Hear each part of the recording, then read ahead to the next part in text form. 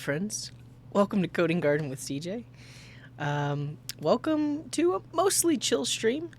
The plan for today is to work on a web components library. And I forgot to plug my laptop in, so give me one moment. And there it is, cool. So this is a repo I found a long time ago, and their website doesn't work anymore. And it was last updated in 2014. But it was called In Geocities. And it was inspired by Geocities, but it was Angular components that created Geocities-like elements. So, for example, you could do like this Figlet kind of text. You could change the cursor or do things where there's like sparkles following the cursor. There's a pixelated image directive, so you can change the amount of pixelation on an image to make it look more pixelated. What else? I'm not quite sure what the jukebox does. I think it reacts to music. You could do like flashing content or like an under construction sign. So the plan is to create some web components that would let you add these kinds of things to the page with web components. That's the plan. While Palia shared in the chat GeoElements, I did not know this exists. This is much more recently updated, but it looks like they're doing a similar thing but with web components. So they have a background component, a font component, an image component, a marquee component, a blink, and it makes your site look like this. Internet 0.96, exactly, yeah. So, is that your library, Fimian? Oh, it is! Look, it's your name! Nice, nice. I had no idea this existed, and then someone in the chat shared it. But we're going to create our own, just so we can see what it looks like creating something like this from scratch. Because you're using web components, right? Yeah, look at this. Wow. So that's the plan. We're basically going to recreate this. And I think I might actually use like a web components framework, like lit element, like something like this. But we'll see. We'll see. I'm going to welcome everyone in first, and then we'll decide exactly how we're going to do it. But that's really cool that you're in the chat. Thanks for being here. That's awesome.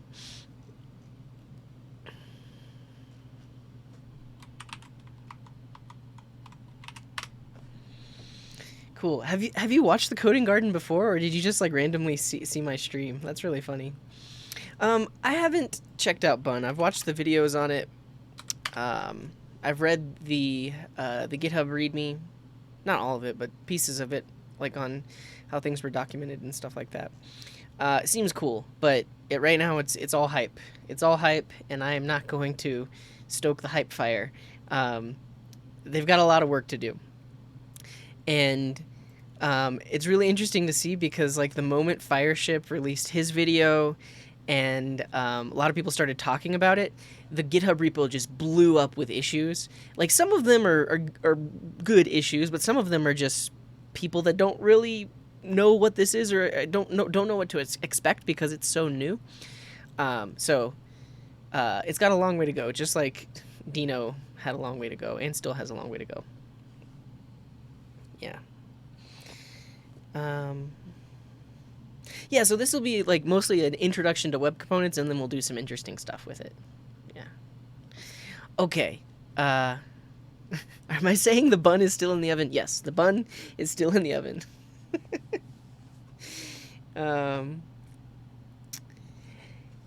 Yeah, and I guess like technically bun is a runtime, but I think one of the initial ideas for it was to be like a new type of bundler. That's where the name bun comes from, at least as far as I know. So it would replace things like Webpack. But I don't know. I'm not going to talk about it. If I was going to practice building UI components, what would you build? I would probably build just a UI library. So like build buttons and form elements with various states and styled tables and stuff like that. So, I mean, if you look at like Material UI, which is a React component library that implements material design.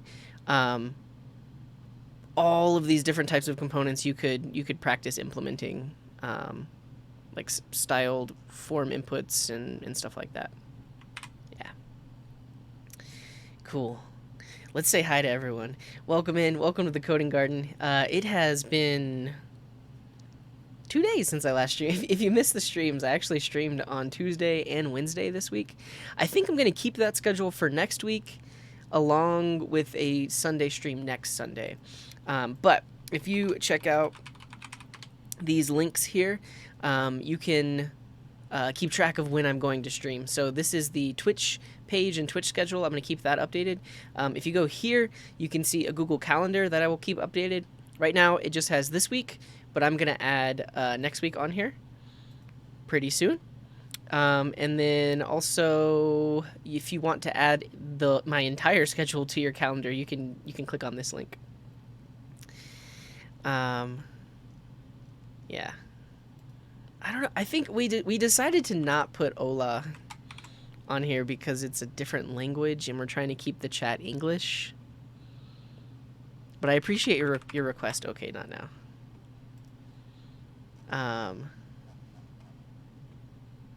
Have I ever heard of Wilco? Like Wilco the band? Is that what you're talking about? Or is there something else called Wilco? The time zone should show up in your... the calendar should show up in your time zone. So I set it in Mountain Time, but when you look at this, it should be in your time zone. You can see right now for me, it's 2 p.m. I'm a little late today. But it's roughly 2:30 p.m. where I am. Cool. So that's all that stuff. And then let's say hi to everyone. And we did have a couple of redemptions. Who was it? Tux, thanks for the posture check. And Tim's... Well, this isn't open. This one is open. Cheers. All right. Here we go. Let's say hi. If you would like me to acknowledge you, you can say any one of these things. Hi, hello, hello, hey, yo, cheers, greetings, hi, us up, what's up, morning, afternoon, evening, howdy, good day, coding hi-yo, vohayo, or bogahay.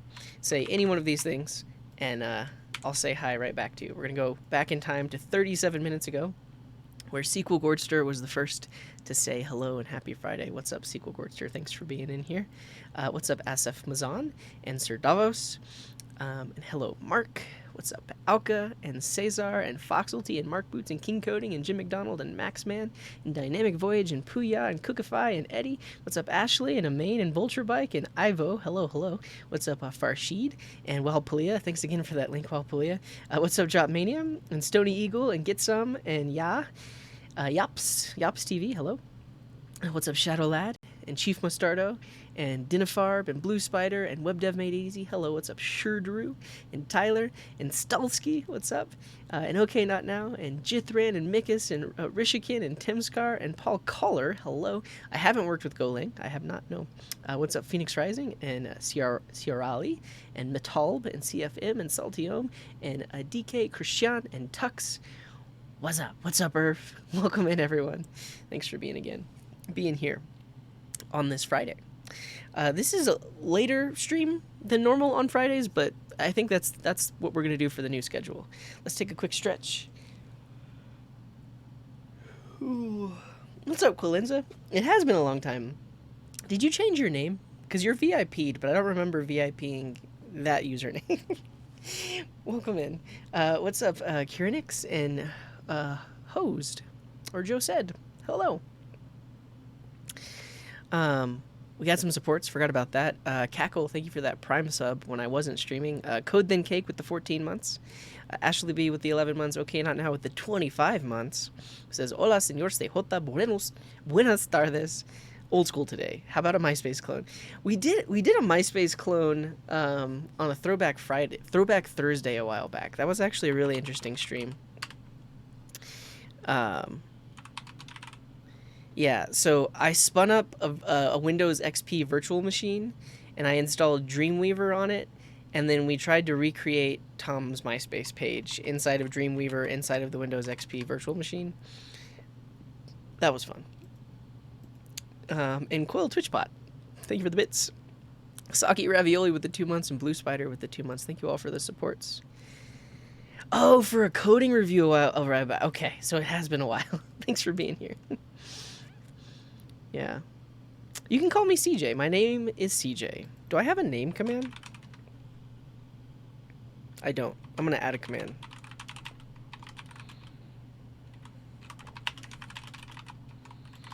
Call me CJ.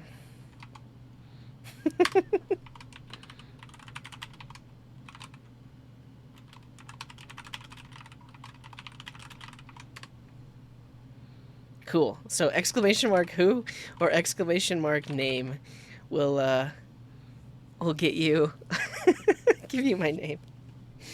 And what's up, Imgrita? I'm glad to have you here. I'm doing good, Puya. Thanks for asking. Brave? No, I use Firefox with all the extensions that make it behave like Brave, but it's by the Mozilla Foundation. It's not some other company. Yeah. Well, so I remember using Microsoft Front Page. Front Page might have been the first, like, what you see is what you get web editor I ever used. What's up, Lukey fam? Welcome in. The golden days, for sure. What am I using to manage my streams? Don't know what you mean by that. I'm using a lot of stuff. I have a blue screen instead of a green screen. There's a lot of new people in here today. Thanks for being here. We do have a bunch of frequently asked questions over here. But you might be wondering, how is your chair green? I use a blue screen. I'll show you what that looks like. Well, actually, so I use a 4K camera, and then I crop down the area that is just the blue screen, but you can see it here. You can see all my trash and stuff over there. But if I disable the chroma filter, you can see it's just a big old blue sheet.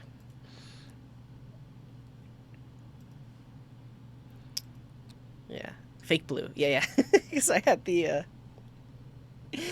thing on there. And then yeah, so in the frequently asked questions, you can see stuff about that.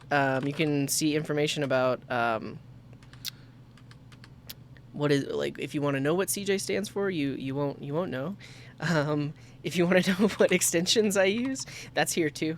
I've got my uBlock Origin Privacy Badger. Well, this is something that I don't think Brave does automatically, but I actually have this set up so that the moment I close a tab, if I haven't whitelisted that website, all of the cookies that were set from that website get instantly deleted. So this really helps with preventing trackers from tracking you with cookies across the web. My chair isn't level. Well, it's crooked, right? I mean, it looks decent from this perspective, right? But it's like, it's angled. The camera is angled. So I can look at it? I don't know. Claudia Jean. Yeah, I'll accept that. But yeah. Check out the frequently asked questions. If you have a question that's pretty general, I would say check here first. Coding Junior. I'll go with that one. Quillenza says, it's really nice to see you streaming again. I now have my high school diploma and can really go into the professional life in programming. Nice. Glad to hear it. Good luck out there in the real world. Cool. Yeah, I love this IKEA chair. I can sit in it for a long time and it doesn't hurt. It like some chairs, if I sit in it for a long time, it'll hurt. Ched says they built their first website on Geocities. My first website was on Tripod or Lycos. I feel like they were one and the same. Tripod, Lycos, but that was where my first website was. And then eventually I got a Geocities. Yeah. Okay, let's get into the code for today. And the plan, like I said, was to build some... Oh, I mean, I had an AngelFire website too. I tried all of the free hosting websites. I tried all of them. But yeah, we are going to build some web components that are inspired by what GeoCities websites used to look like. And Nico, thank you for that sub. Much appreciated. I kind of want to turn this into a YouTube video, so let's think about what I would talk about first. So GeoCities is a thing where people were like someone. So GeoCities got shut down, and then NeoCities got created as a replacement. But let's talk about what GeoCities is or was. Yeah. So we'll talk about this. Can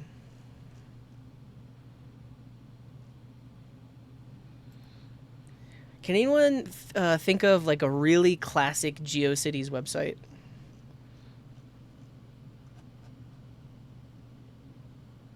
What's this one do?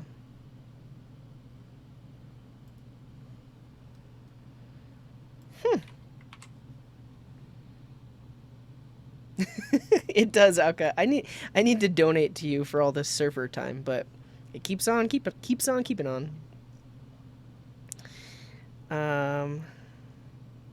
Yeah, what's up, Lukey fam? I'm doing good. I'm glad to be here on this wonderful Friday. Yeah, and I agree, Matsu. Uh, a lot of people aren't using web components. I mean, mainly because you typically need a web component framework, something like Lit. I guess Stencil is another one. There might be some others, but most people just reach for a framework like Vue or React. But if you do it with web components, you can actually have like cross framework support, because you could pull web components into a React app or pull web components into a Vue app. Will I ever explain monads? I think it'd be cool. You seem like the type of guy that would be able to fully explain it to people in a good way. I mean, I can't explain monads off the top of my head. I have to look up what they are again. I know it's a functional programming concept. Software design pattern.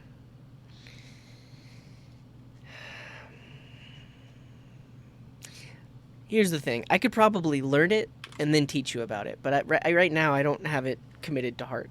Like I've read about it before, but I don't really know what it is. Yeah. I don't know, Rufus. I guess it depends. One thing I would recommend are these egg seat thingies. I use these in my car on long drives. Egg crate chair cushion. It's not actually egg crate. It's no, I mean that's the wrong term. These things, honeycomb chair cushions. And honestly, I think I've even bought these cheap ones because it's all a similar idea. Like it's this silicone that is formed into like this honeycomb pattern, but it makes any seat really, really comfortable. So I recommend trying out one of these, because I use these in the car like on long drives, and without it, it'll start to hurt after a while, but with it, it doesn't. Yeah.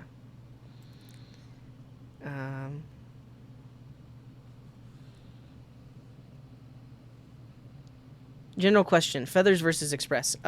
Feathers is built on top of Express. So if you look at Feathers, I mean, I think they're going to be updated soon, but like the underlying idea is that it just like hides the implementation details from you.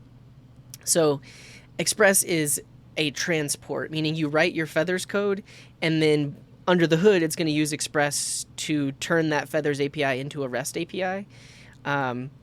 Without any extra code, and then similarly under the hood it can turn that same service you've written into a real-time Socket.io API, or Primus. So Primus and Socket.io are both real-time, but the underlying idea of Feathers is that eventually you could swap out Express for something like Koa or Fastify or any other library that handles HTTP requests. So to answer your question, Feathers is an abstraction that abstracts away the details of something like Express, but it's built on top of Express. Cameron's World has a lot of examples. Oh, is this that like forever scrolling website? Yes. Okay, so I'm definitely going to show this when we talk about GeoCities. And it's like each one of these little sections I think was taken from a GeoCities website.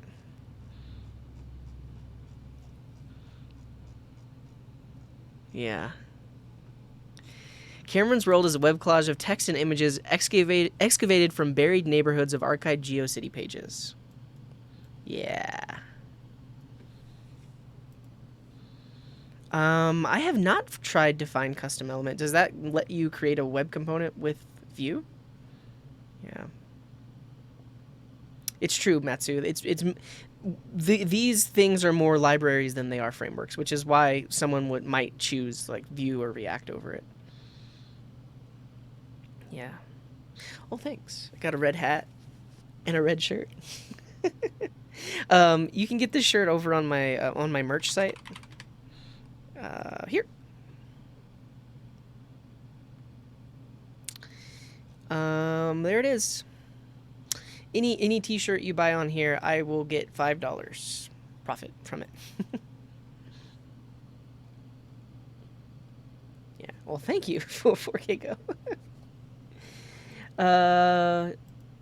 Cities has some archived ones.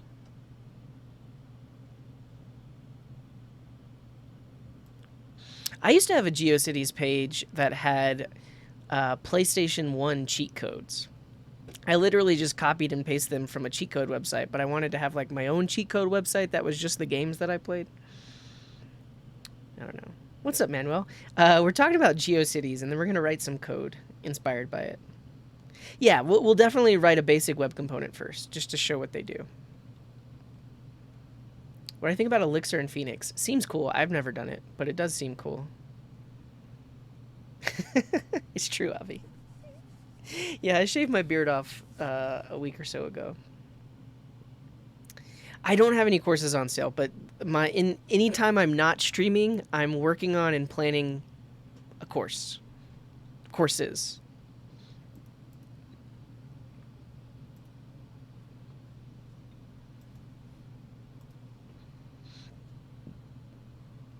PS1 cheat codes need to be one of the GitHub. So they're backing up source code to the Antarctic. But yeah. All right, we're gonna talk about what Geocities is right now. Yeah. Yeah, I mean that's pretty much what I did. So I found the cheat codes on other sites, and then I pasted them in and like learned how HTML worked and stuff like that. No, Geocities got shut down. Yeah. Why is my profile not in the chat? Don't know what you mean, Puya. Was it not earlier? I think this is what we're going to use. So anyone that is in the chat right now that has built web components, what do you recommend for building web components? My initial thought is to go with this. But I know there's also like stencil. Yeah, okay, so Edifer says lit, Fimian says lit. Matsu is saying stencil is the number one, lit is the number one pick. Yeah, stencil would be another option. We've got 3 votes for lit. Let's go with lit. The reason I don't want to do it with vanilla is I don't want this to be throwaway code. In that, like, it would be nice to have this repo stay alive and we could create new components and add to it and stuff like that. But if we only do it with vanilla, that's just a lot of extra code that's going to be in the code base. Yeah. Okay, we're going to use lit. We'll do one without it first, but then we'll do one with it afterwards. Yeah, and that's exactly what ends up happening when you write in vanilla. Like, you basically write all your own little framework functions and library functions, so you end up writing your own framework anyways. Yeah. Yeah. We're going to use lit. That's the plan. We're going to use lit. Our web components, front-end components, yeah, you can think about them like that. And we'll talk about it, and that's what we're going to use. I'm not going to use Vue, but it is good to know that Vue lets you define custom components.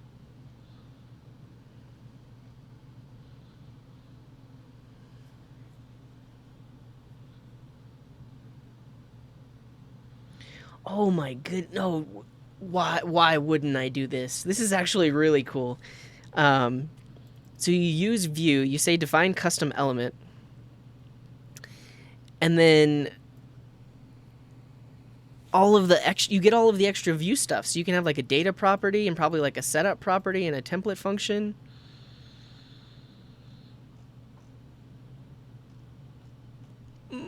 I'm not going to use it just because I've never actually used lit before, and I want to use lit, so we're going to use lit. Okay, so I'm going to talk about this and this. I'm organizing my tabs so I can talk about it in the right order.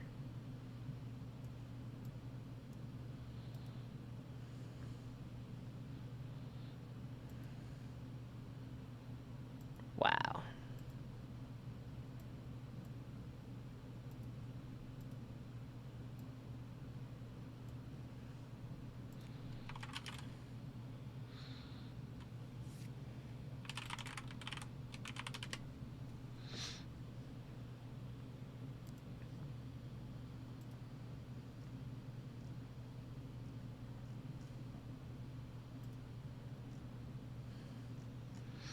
Mm-hmm.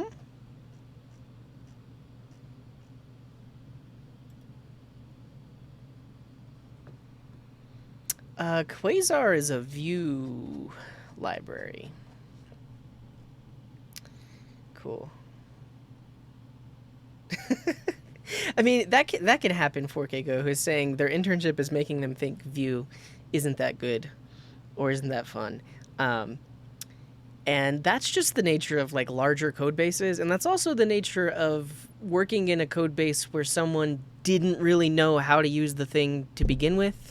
So they might have started off with a lot of hacky stuff, but I don't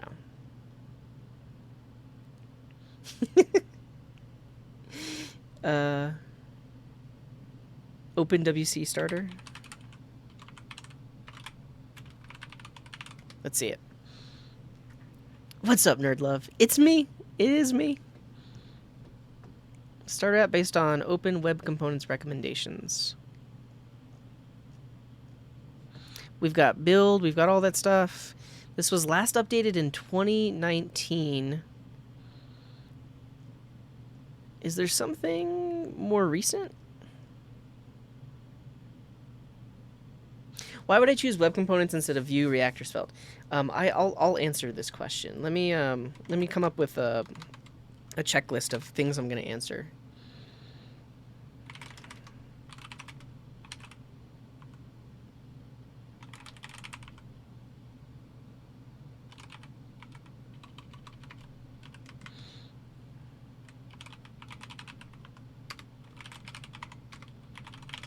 What's up, Pablo? I'm doing good.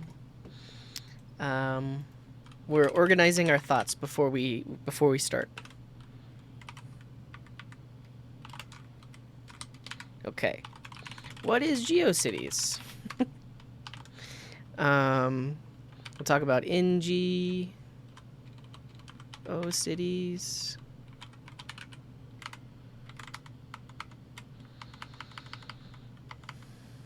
We'll talk about geo elements.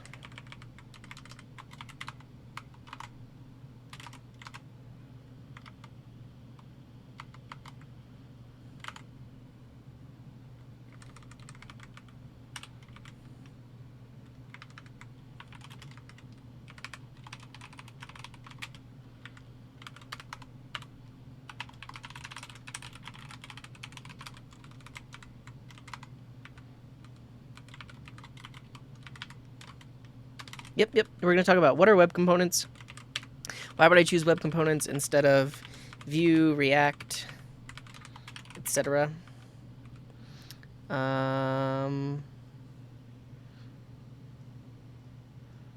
Cool. Bun.js is cool. It's just really new, and it's going to take a long time before anyone can actually use it. So right now, my mind is set on doing a full stack crash course. That's going to be the first course I create. And the idea is, like, it's not a full web development bootcamp, but it's a course that will give you context around, like, what is the full stack. and you'll build a full stack app, even though like you won't walk away from it being like a back end or even a front end expert. It's just a real general introduction to full stack. That's my idea for a course, and that will be my first one. Yeah, we're in a time machine right now. We're going back in time. Okay, I'll take a look.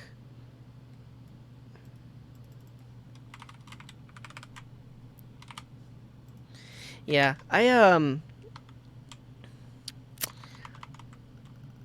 most of the apps that I have put into production in the last 3 years, not most, all of the apps I put into production except for one has not been server-side rendered or server-side generated. It's all been a JSON API with a single-page application front end. I know a lot of places these days are doing server-side rendering, like with Next.js or Nuxt.js, but I just haven't. And my apps work just fine. There are reasons why you would do it, but I don't do it. What did I just copy and paste? This.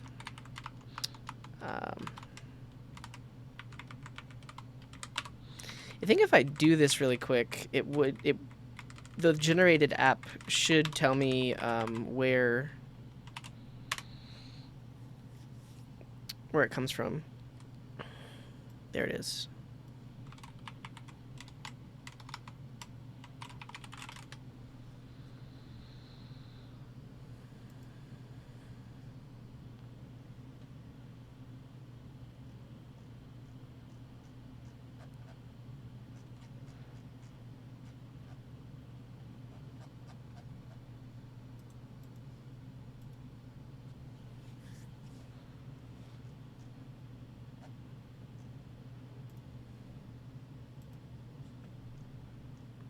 Whoa! And then they have a bunch of different templates. Lit element. You could do like lit element TypeScript. Wow. Okay, so that's what we're gonna use for that. Does Vite support web components?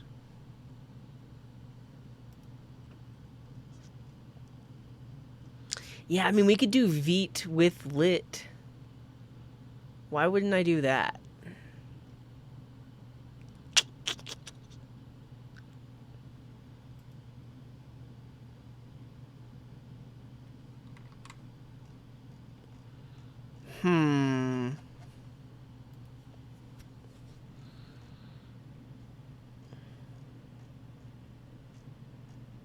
Lit TS, yeah.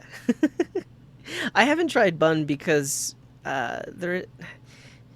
It seems like the only reason you would try Bun right now is if you wanted to run performance tests, because there's a lot that it still doesn't support. Like if you tried to just do the normal JavaScript things that you would do, try to do them in Bun, there's just a lot that's not supported yet because it's really, really new. Yeah, every stream gets uploaded to YouTube. It just takes a while.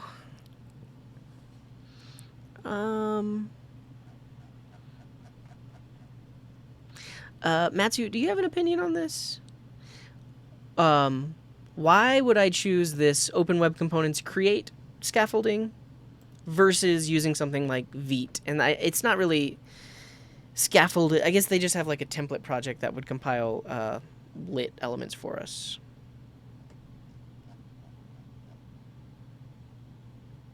Were those apps internal tooling? For the most part, yeah. It was like, so I worked at a consultancy, and companies would come to us to have them build software for them.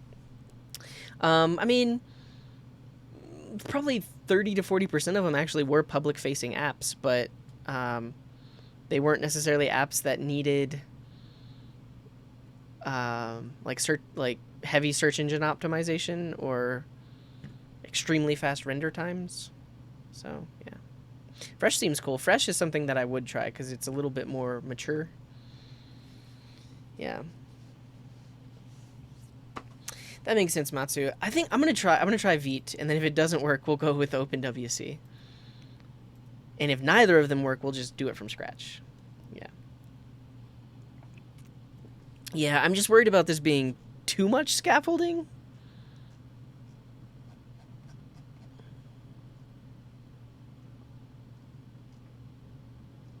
Also, That's the other thing I didn't think about, though. We are essentially creating a web component library, which is slightly different than uh, slightly different than a web component app, because that would be an app that has web components inside of it.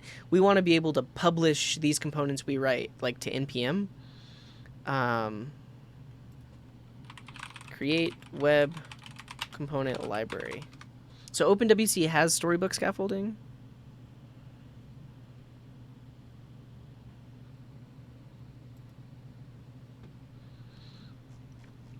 Well, storybook would be, yeah, I mean, I guess that would be more useful to display the components. All right. We're gonna try to use this. We'll see the options that it gives us, and we'll choose storybook for sure. Because then I can talk about what storybook is. Cool. What's up, Denchi? I don't talk about my age. I say I'm 77 years old, but I'm a little bit younger than that. Yeah. Typically with node.js, I use supertest and Mocha? No, Chai. And both. Mocha, Chai, and supertest. Yeah. What's the difference between a consultancy and an agency? I think the terms are pretty interchangeable. I think an agency might deal more with advertising and might deal more with like branding. Whereas at a consultancy, we're very heavily just software focused. It's not really about advertising. We're not really building what are called like brochure websites that are just static content. We're building applications. Though a consultancy could build a brochure website. There's nothing that says they couldn't, but that's, I don't know. That's the main difference, I think. You swapped Jest for VTest this week. It's night and day. Cool. Okay, let's chat. We're gonna answer, what is Geocities? We'll show the things. We'll talk about what web components are. And then we'll init a project. And Stadriano, thank you very much for that sub. I don't know if I said it, but Blue Spider and Soggy Ravioli, thank you for those subs as well. All right, let's make a YouTube video or YouTube intro, and then we're gonna edit everything else down. Hello, friends. Welcome to Coding Garden.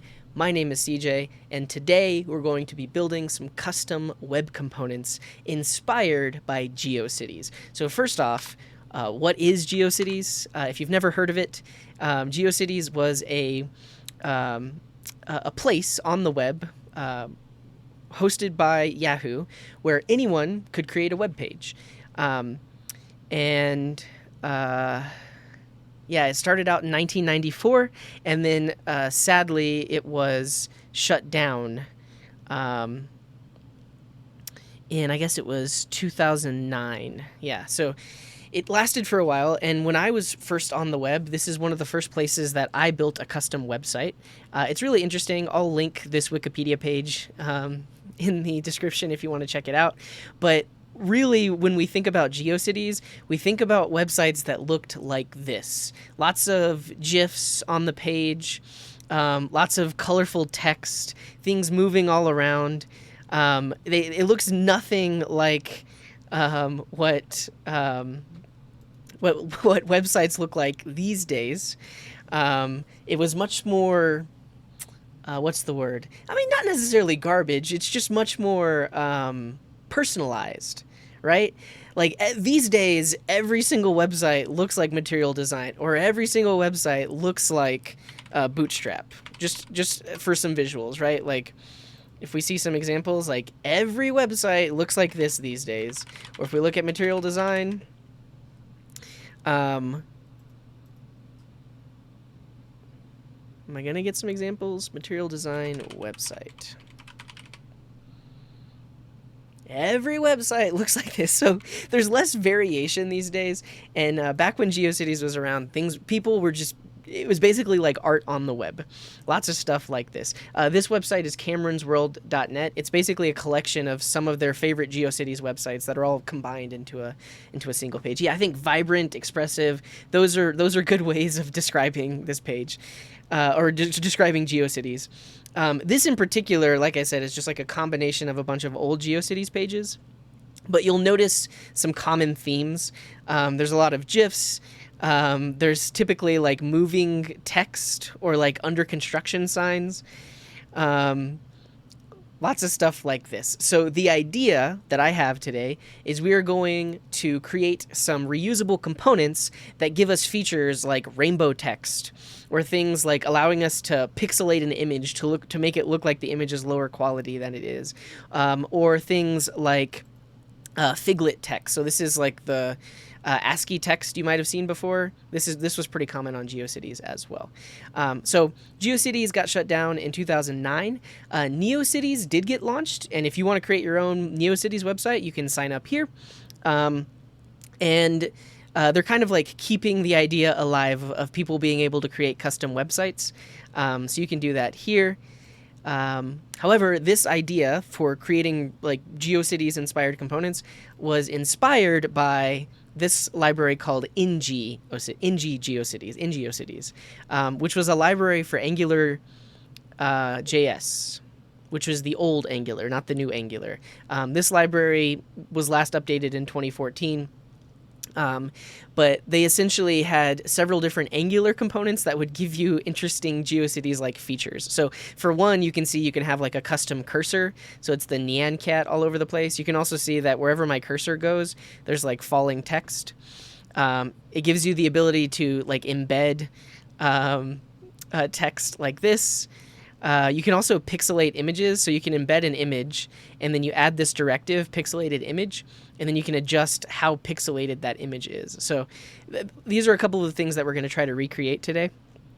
Also, we could do like flashing text, and then like an under construction sign.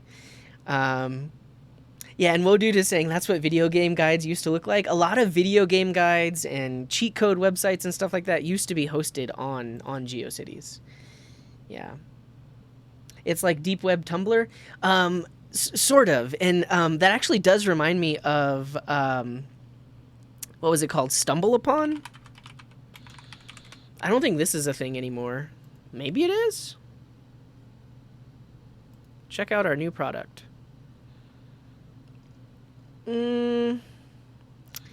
This seems different. Stumble Upon used to be a website where it would just take you to a random site that was usually pretty interesting, but those random sites were also like very GeoCities-esque, like very custom, that kind of thing. Yeah. The good old days. Okay, so that's that. And then also I'll mention Fimian is actually in the chat, but at the beginning of this stream, someone sent a message. They were like, hey, are you just going to recreate this library? And we sort of are. So definitely check out GeoElements, because they did it first. But they've essentially created web components. Yeah, there they are. There's Fimian. They created web components. I guess, is this a slow loading component? It's really funny if it is. G-image. Yeah, so you can basically specify an image. Let's see what it says. This image tag will load very slowly. Yeah, so it just makes it feel like you're on the old web. Yeah, Stumble Upon had that I feel lucky thing, where you just get a random website. I don't think, and I couldn't find it just now, but there's also like blinking text and interesting like font sizes and stuff like that. Yeah. So yeah, again, definitely check out GeoElements, which I'll also link in the description. And that leads me to web components. So we talked about what GeoCities is. I showed you some of the component libraries that exist out there. There are probably other ones. These are just ones that I know of right now. And we are going to create our own using web components. So web components, or custom elements, are a web standard. Meaning, if we go to caniuse.com, when we search for custom elements, we can see all of the web browsers that support this web standard. And you can see it's pretty widely supported. Doesn't work in IE 11, but no one's using that no one's using that anymore anyways. But it's a web standard, meaning you can use it without any other library. And basically what it allows you to do is define custom elements on a web page. So in the example here on the Mozilla Developer Network, you can see that they're defining this custom word count element. So they're saying custom elements dot define, and they're saying we're defining this component called word count. And they're passing in the class that they created. But what that allows you to do is to actually, in your HTML, do less than sign, word count, word dash count, slash greater than sign. So you're actually using this custom element on the page.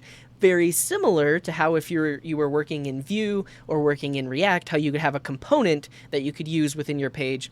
This lets you do that, but it lets you do it natively, directly in the web browser without any external libraries.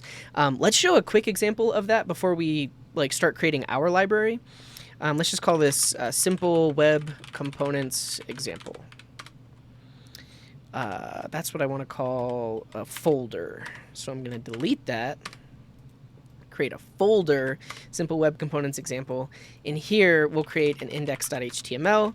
This will just be a basic web page.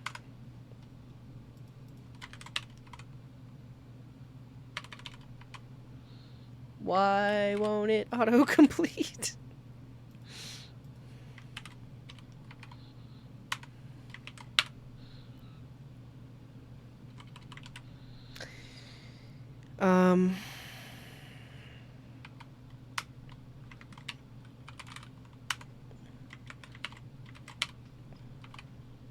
What happened to my autocomplete? I think this is coming from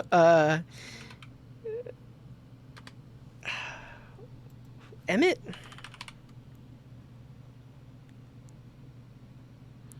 Do I just want to do H? Did they change it now? H.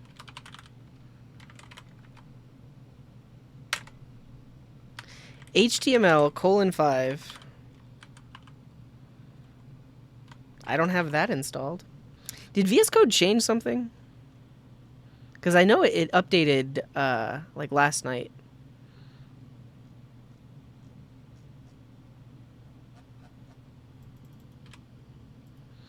Does this work for anyone else? Can you go into VS Code, type exclamation mark, and then hit tab? I'm gonna try turning it off and on again. Like, I'm gonna literally close VS Code. My Emmet seems to be non-functional. Okay, it's just a problem with me then. Let's see.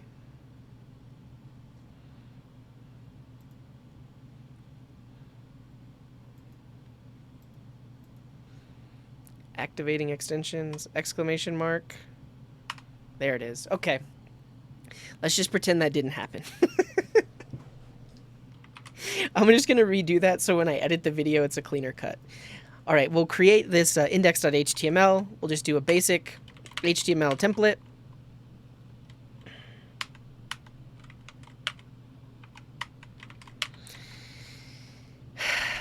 It broke. The moment I closed it and reopened it, it broke. Well.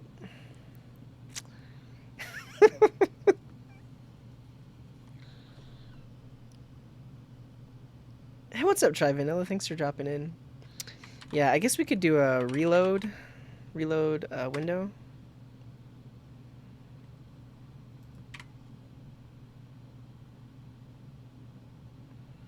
This should be in the video. Well, the idea is videos that I publish on YouTube now are going to be shorter. Like, they're going to be cut down. This is funny. This is funny to see, especially for you all. Like, look at me. I'm a coder, and I can't even get an HTML template. Great. Let's just reopen this. It can smell your fear.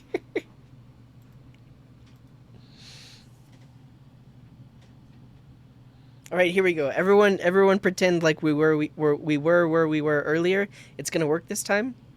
So I need to generate an HTML template.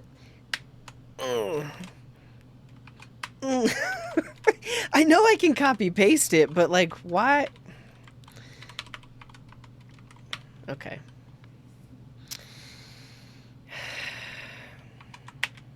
Oh, good call, Farshid. So, is it one of my settings that has turned off tab autocomplete?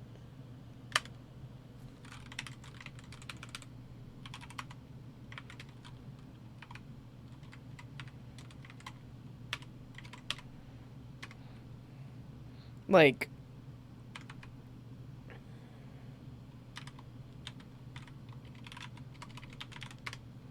Emmet is working.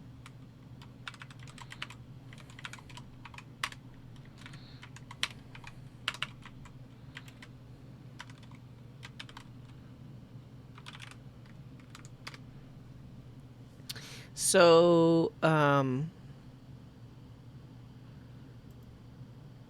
I do have a setting that deals with snippet suggestions.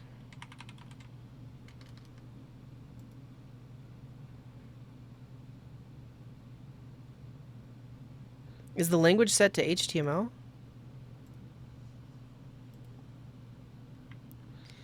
It should be. It is. Did I spell it right? Index.html?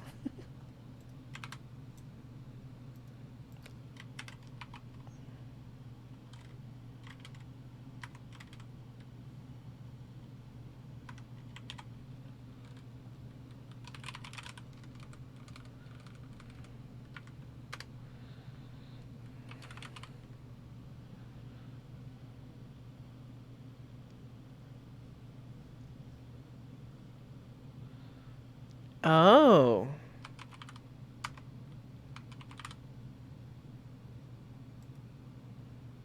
Do I need that?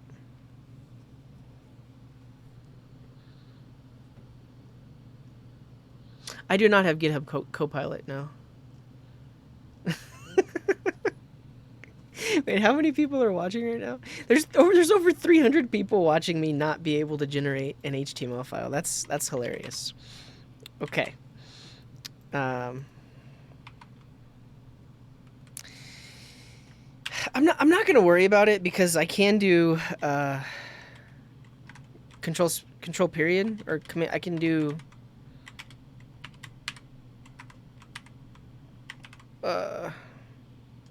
control space. Yeah, I can do control space. So that's what I'm gonna do.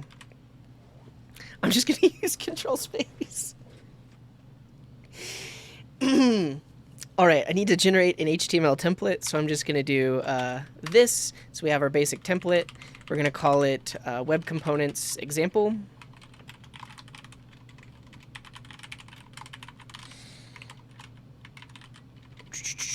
We'll get there. And then I want to use a custom element. So, for example, let's say we're going to create a custom element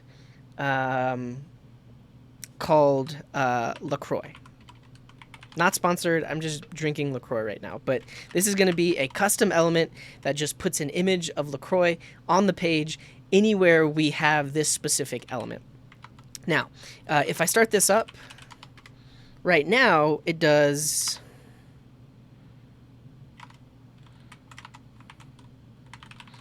nothing. If I go into the folder and then just open this in a web browser, if we look at the source of the page, we can see that LaCroix is there, but nothing is being rendered because I haven't defined what should happen with this custom LaCroix element. So let's do that now.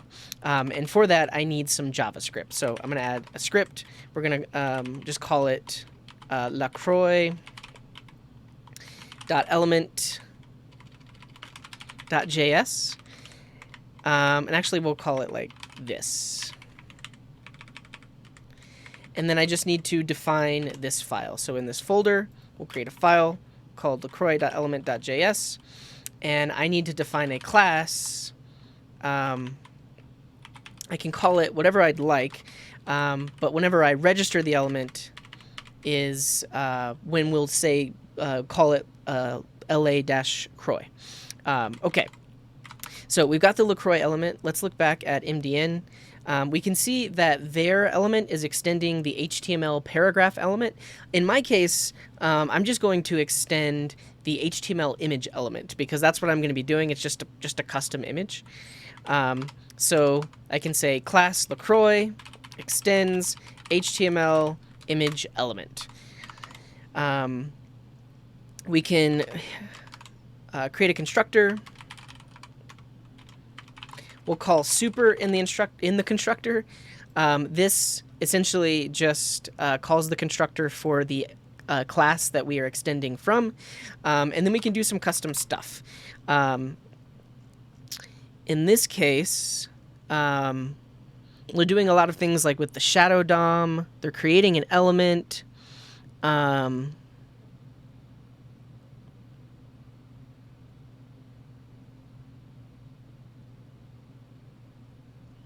Let's see. Really, all we want to do is we want to set the body of our element to be an image tag. That's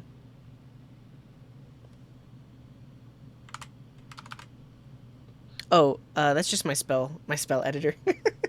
It doesn't like the spelling for the word Croix. LaCroix. Well, see, the thing is, like, LaCroix is they're from Detroit. I'm pretty sure. They're from the U.S. It's not French. If I extend a basic element, I can't use LaCroix, but I have to use image is LaCroix. Better off extending HTML element. Good call, Matsu. I'll do that.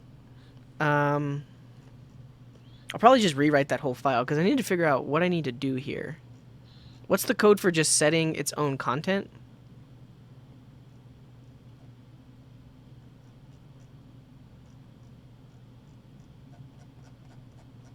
Oh, I think I can literally just do this. Okay. Let's start over.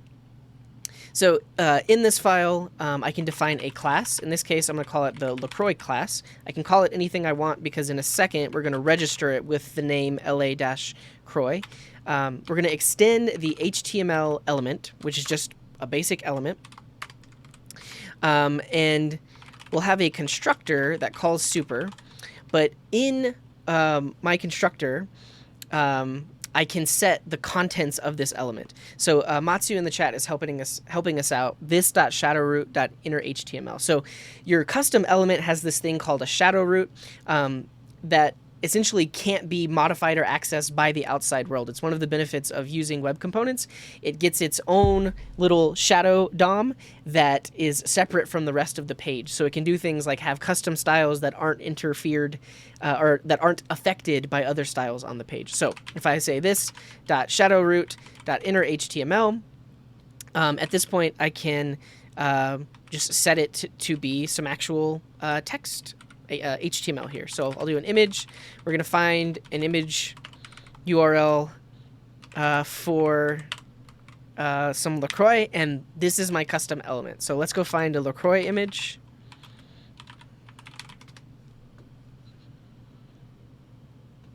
I want it to be transparent. And we'll go with Pamplemousse, this one. Cool. So I'll set the image source there, and this should be all I need. So now what I need to do is I need to actually tell it that it should use my custom element whenever it sees that la-croix element name. So here I can say custom elements.define, say I want LaCroix, and then pass in my class here. So just like that, it doesn't work. Oh, I have a typo? I do have SRC. SRC? I need to attach the shadow read. Okay, so I'm missing some code. This attach shadow.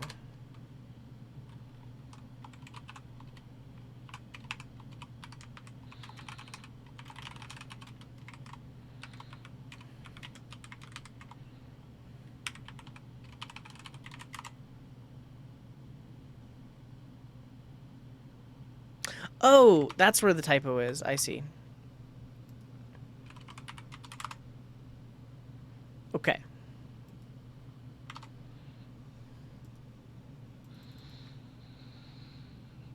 Can I also, I'm just going to write the code and then I'll rewrite it, but can I also do something like this? Like document, create element, image, and then image source equals this. And then this dot append image. Yeah, just like that. This is fine. We could also do something like, we could create a style tag, and then, so we append styles, we pin the image, and we can set this to just be some CSS, like image width 100 pixels.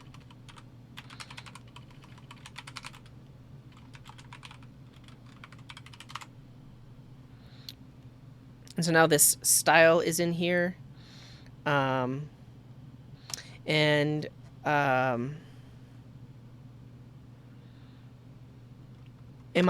I automatically not affect the styles of the outside world?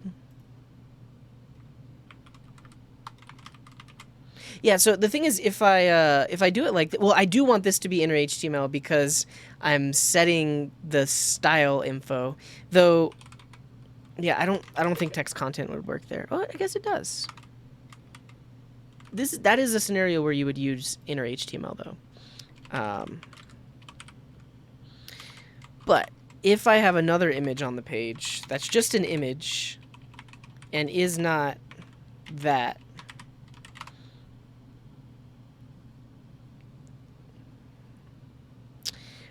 so currently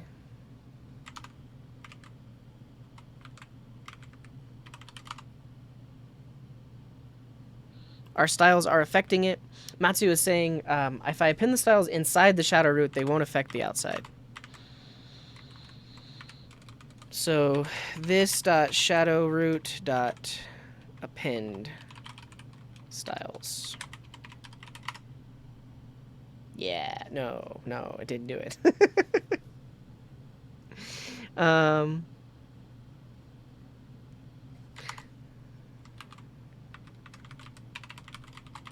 You're saying I need to do that?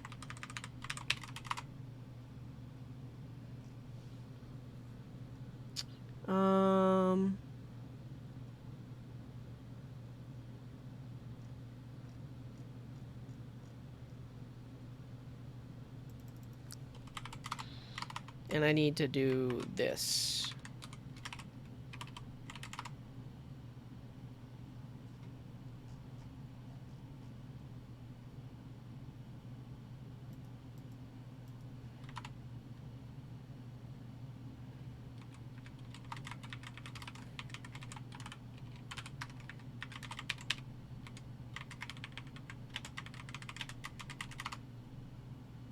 There we go. All right, we figured it out.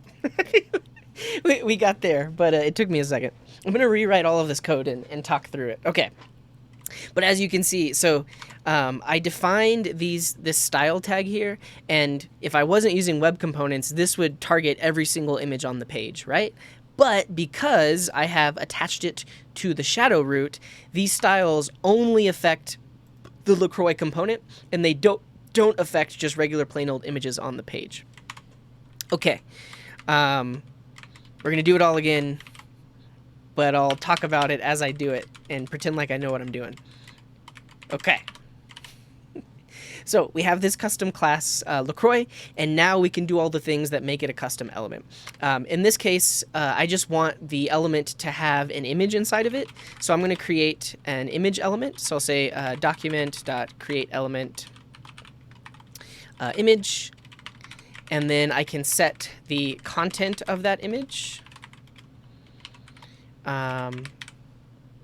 to be the actual LaCroix image location.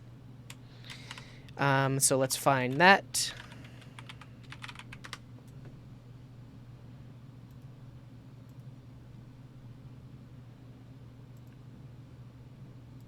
We'll use this one. Great. But now I've created this element. I haven't done anything with it.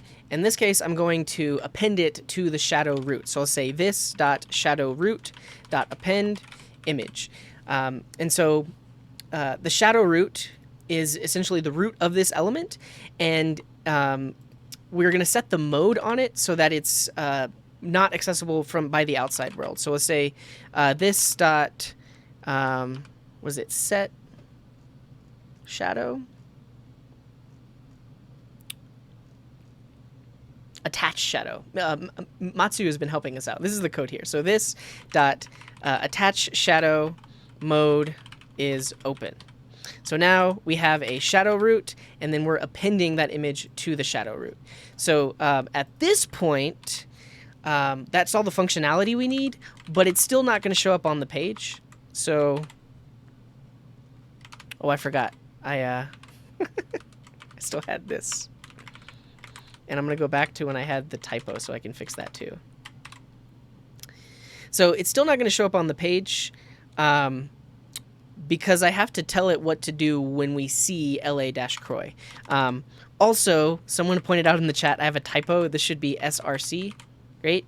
And then the last piece is to say that when we see la-croy, we should use this custom element class that I defined here. So if I say custom elements.define LaCroix, when you see that, please use this class that I've defined. And now, there it is. So now, whenever we use this LaCroix element, an image pops up on the page there. Another thing we can do is just attach some shadows. Yeah, you're right, Matal. I don't want to do so much editing. But one more time.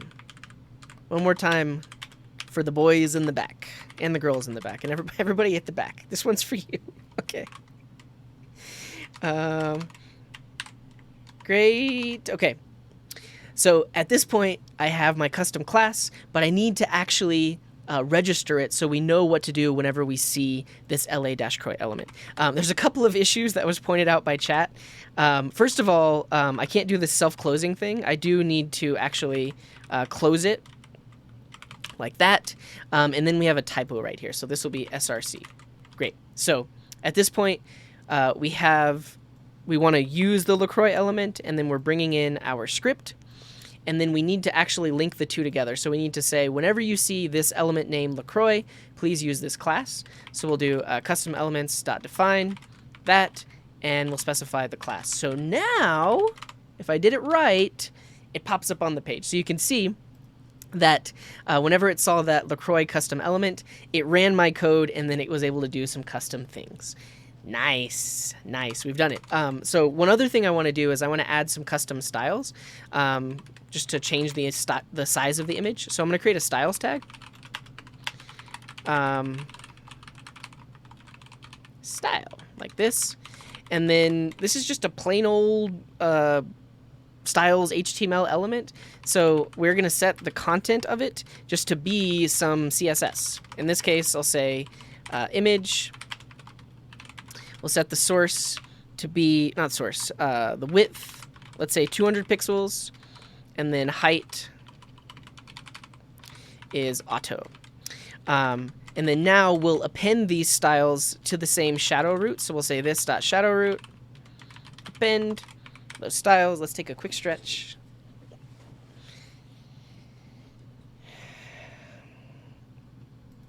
And this should do it. So now that we've appended those custom styles, the width should only be 200 pixels. Great. And at this point, we have a completely reusable LaCroix component. Look, I can just add a bunch of instances to the page, and then now we'll just have a bunch of LaCroix cans on the page. One interesting thing we could do, though, is add some like custom properties. Actually, let's do that. So we can pass in a flavor. And so if we pass in pamplemousse, it shows the pamplemousse image. If we pass in I don't know, what are some other flavors? Coconut, it'll show the coconut image. If we pass in guava, it'll show the guava image instead. So let's get that going. Let's just have 3. So let's say I want to be able to say flavor equals I think pamplemousse is just grapefruit bean flavor. Flavor is coconut, and flavor we'll do plain, because they do just have plain old seltzer water. Okay, so I'm now passing a prop down to it, and I want to be able to use that prop inside of my element here.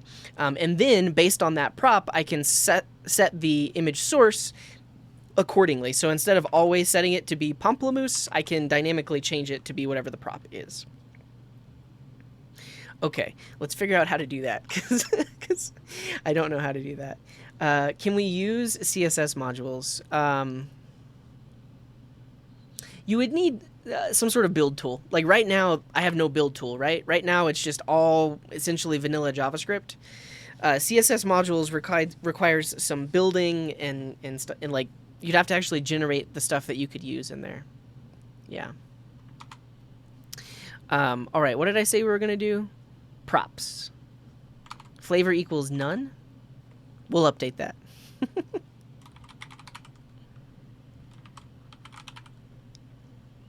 I guess it's just this dot get attribute, isn't it?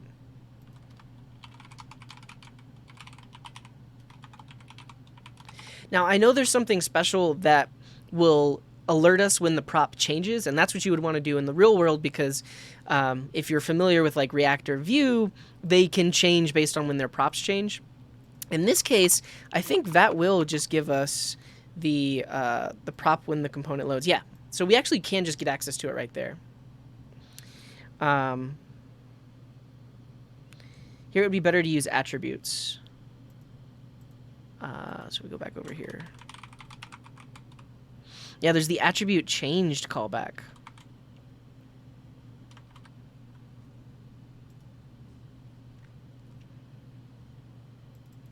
Name, old, new value.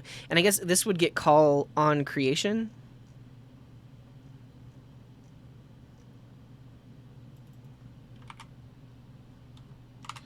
Oh, and it's just a method.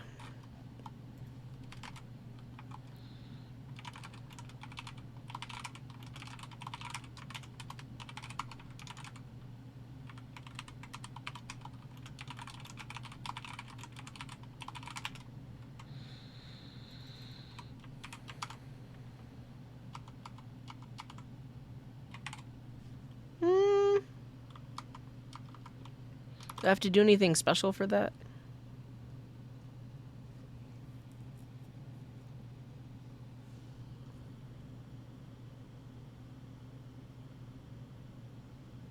Oh, I have to specify my observed attributes. Yeah, and then I can say the one that I want to observe is flavor. Opinion on Python. It's cool. I do mostly web development. And like if you're going to try to do web development with Python, you'll probably have to learn JavaScript anyways. So that's something to keep in mind.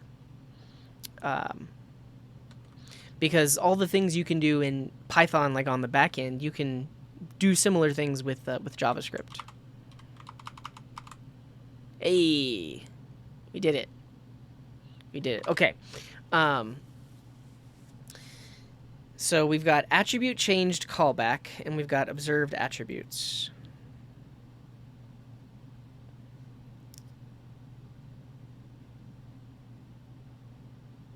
Yeah, and I like AcidSpark's idea of flavor none, because we could default to flavor none, and then if the attribute is specified, we change it to be pamplemousse or the other one. Okay, let's delete our code and write it again and explain it while we go.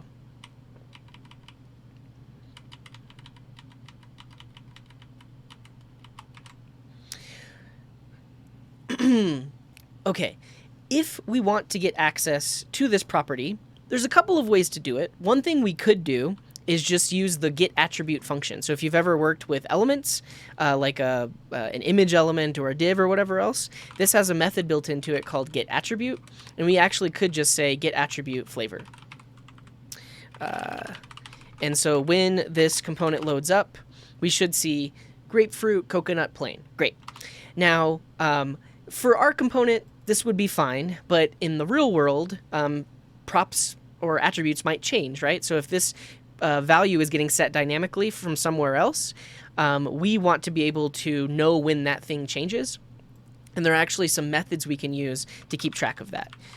So instead of that, we are going to use this method called attribute changed callback and observed attributes. So first we need observed attributes. We basically are going to tell it which attributes we care about and which ones we want to get events for. And in this case, the attribute we care about is flavor, like this. So this is a static getter for observed attributes, and in this case, we're just returning an array that has the value flavor inside of it. If I had more attributes or more props, I could put them in here, and those would be observed, and I could get alerted whenever they change. And now the function I can define to actually get alerted when they change is called attribute changed callback. So I can define that in my class here, and then I can do something when that attribute changed. In this case, name should always be flavor because that's the only attribute that we're listening for. But I could say something like if name is equal to flavor, then we can log the new value, which is what the value was set to. And you see, you can see that I removed my console log, so I'm not logging that get attribute anymore. I'm just saying I want to listen for if the flavor attribute changes, and then I have this method defined. So now when we load up, we should see the value here because it does get called on like component initialization. So if we look at this, there it is, grapefruit, coconut, plain. Awesome.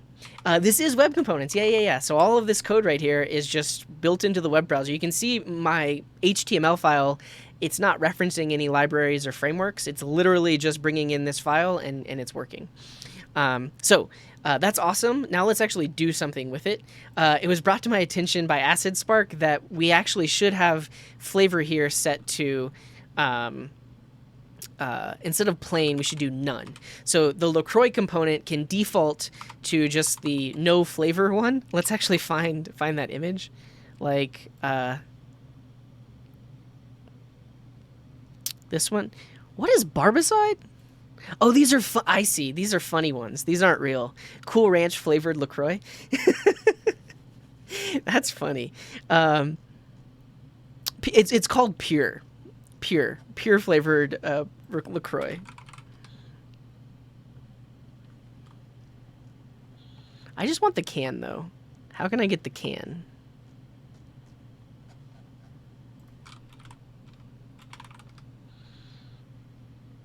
There we go. Nice. Okay. Apparently I can't load this image. Let's see if I can load this one. So by default, we're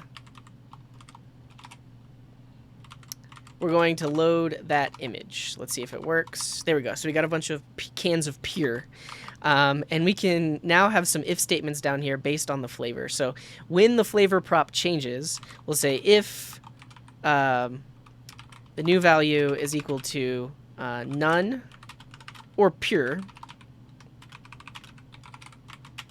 then we can say we want to be able to set this image source property. Now, inside of this method, I don't have access to the image here, so I can just set it as a property so that I can access it later on. So here I'll just say this.image equals image, and now in my other methods inside this class I'll be able to modify the source of that image. Let's take a quick stretch.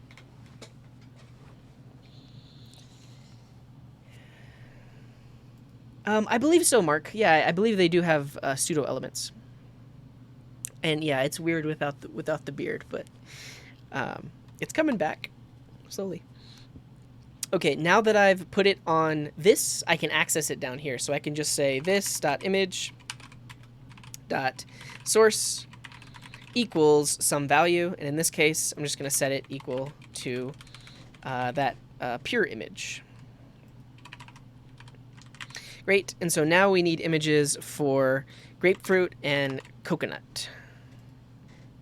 So there's coconut.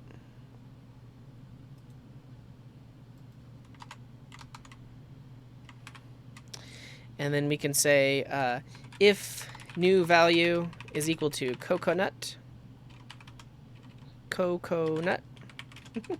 this.image.src equals that. Great.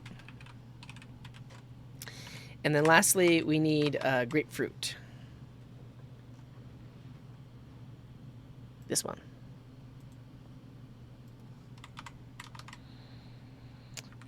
So else if new value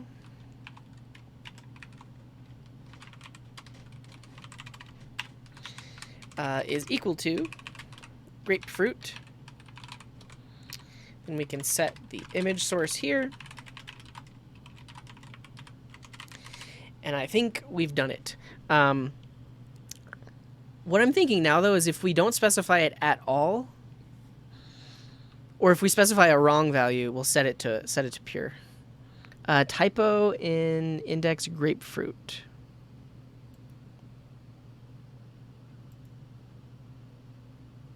Let's see if we get an error. So I actually am just going to remove that if statement there. So basically, I can use the component. I can pass down if I want grapefruit, coconut, or none. Or if I just specify it with no flavor prop, it's going to default to the pure flavor. But now I'm saying I want to listen to that flavor attribute. And when it changes, I can adjust that image source to be the right image based on whatever flavor prop was passed down. Let's see. Oh, so I have a grapefruit typo. So right now this one is pure, but it actually should be grapefruit. And I spelled it wrong. Yeah, so you all called it. So if I spell it right, there we go. It changes to grapefruit. Cool. Yeah, and so the way I got it to default without the flavor attribute is two pieces. So the first piece is when we initialize, we set it to be the pure image by default. So if the flavor attribute was not specified, it's just going to be the pure one. And then in this case, if the flavor isn't coconut or grapefruit, it just sets it to be pure. So technically, if I did like flavor equals watermelon, it would just be pure because watermelon isn't in that if statement group. Yeah. So that I think are the basics of web components that I'm going to show. Really, the main takeaways here are that you can create custom elements on a web page in the web browser without any external library. You can see that we're not using React, we're not using Vue. We literally just link this JavaScript file and it just works. Now it works because I'm using Firefox version 103, and if we look on Can I Use, custom elements are supported in that version of Firefox. But you can see with the green boxes here that custom elements are supported in most browsers. So that's the basics of web components. You can do all kinds of stuff. There's a lot of stuff that I'm not covering here, but the main thing I wanted to show was being able to have just a literal custom element name and then being able to register it on the page and then tell the page what to do when it sees that custom element. Okay. Is it possible to make a self-closing element?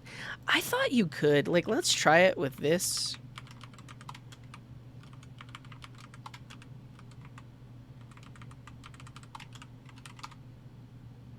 Doesn't work. Yeah, so they have to. They're not self-closing. Yeah, you cannot. You have to close them.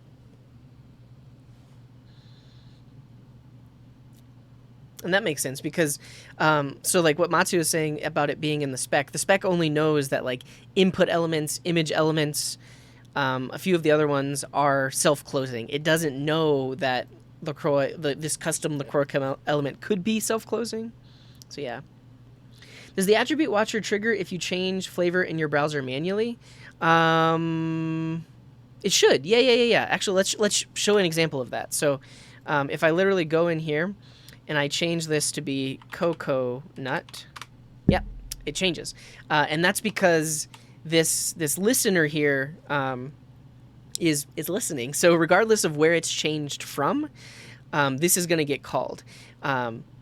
And that's really useful because a lot of times web components are used in conjunction with a React app or with a Vue app. And those React app or a React app or a Vue app might actually change the value that it's passing down to a web component, and the web component needs to know that so that it can update. Yeah. Exclamation mark theme in the chat will get you a link to my theme. List of HTML self-closing tags. Area, base, input, image. So here they are. Here they are. Okay.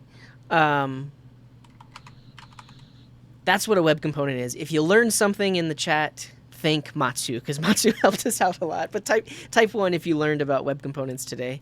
I am going to push this code up, but the next step is we're going to write some more useful components. And then I'll also answer this question, why would I choose web components instead of something like Vue or React?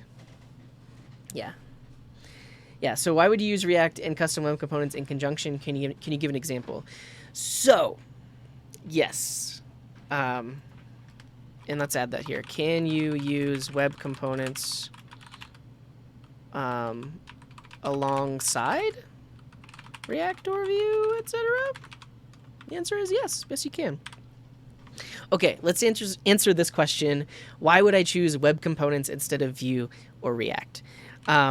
Really, the main reason would be if you're trying to create a component library that isn't dependent on a framework. So for example, if we take a look at the library Material UI. So Material UI is a React component library. This component library can only be used with React. It's one of the most popular React component libraries, but if you look at the code on how to use it, this needs to be used within JSX and inside of a React app. So this component library can only be used with React. If we think of a Vue component library, there's Vuetify, and this component library can only be used with Vue. It works in a similar way. So if we look at like the button component here, and we look at its source code, this can really only be used inside of a Vue.js template. So each of these component libraries were written for their respective framework, which is totally fine. Web components aren't tied to any specific framework. And web components, the standard itself came out after things like Angular, Vue, and React were already very popular. So this is kind of the web standard's response to things like front-end frameworks becoming more popular and the idea of building apps based on components becoming more popular. So a web component that you write doesn't have to be specific to some library and can be used without it. And then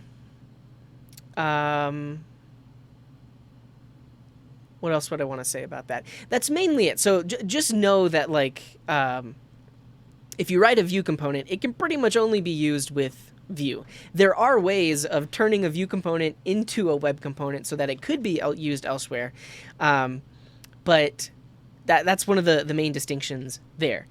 Now, why would I want to do this versus Vue and React? And it's really if you want to create kind of like a cross-framework web component library. If you want to do something that's not dependent on these other types of frameworks. But the thing to think about is that writing code this way is very manual, right? Like this is much more complex than if I were to try to do something similar in Vue or even React, because Vue and React do a lot of the lifting for us. They both provide state management. There's no state management here. I'd have to like bring in a library for that or implement my own state management. I believe there are libraries for being able to server-side render web components, but I don't know their support. I don't know how widely they're used, whereas something like Nuxt.js is pretty battle-tested. Something like Next.js for React is pretty battle-tested for doing server-side rendering. Yeah.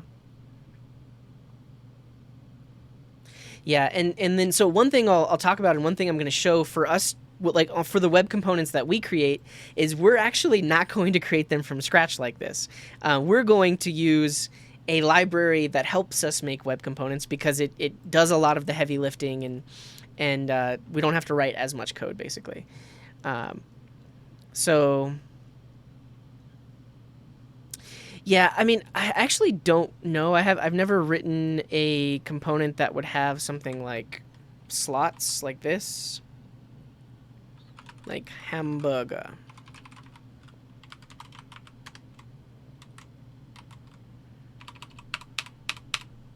I think you might be able to do this. You could probably like reference inner HTML and then use that in the component definition.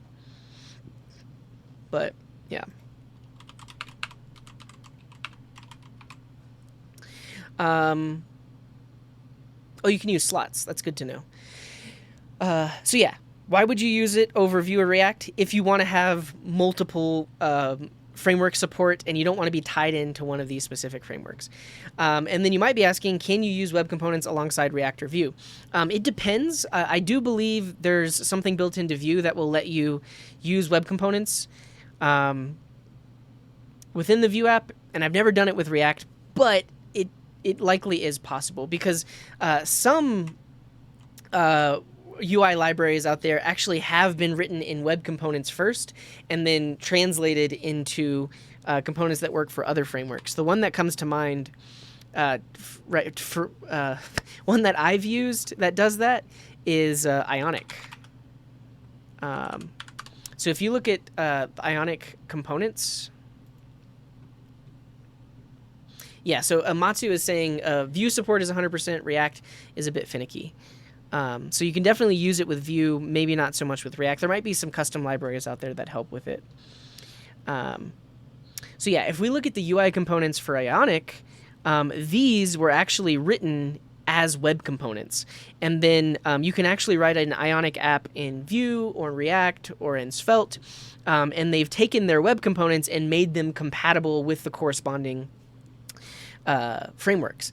And that was less code for them to write because they could write these components once, and then all they need is a little bit of translation code to make them work in other frameworks. Yeah, let's check this out. That's been suggested by Matsu. Custom elements everywhere.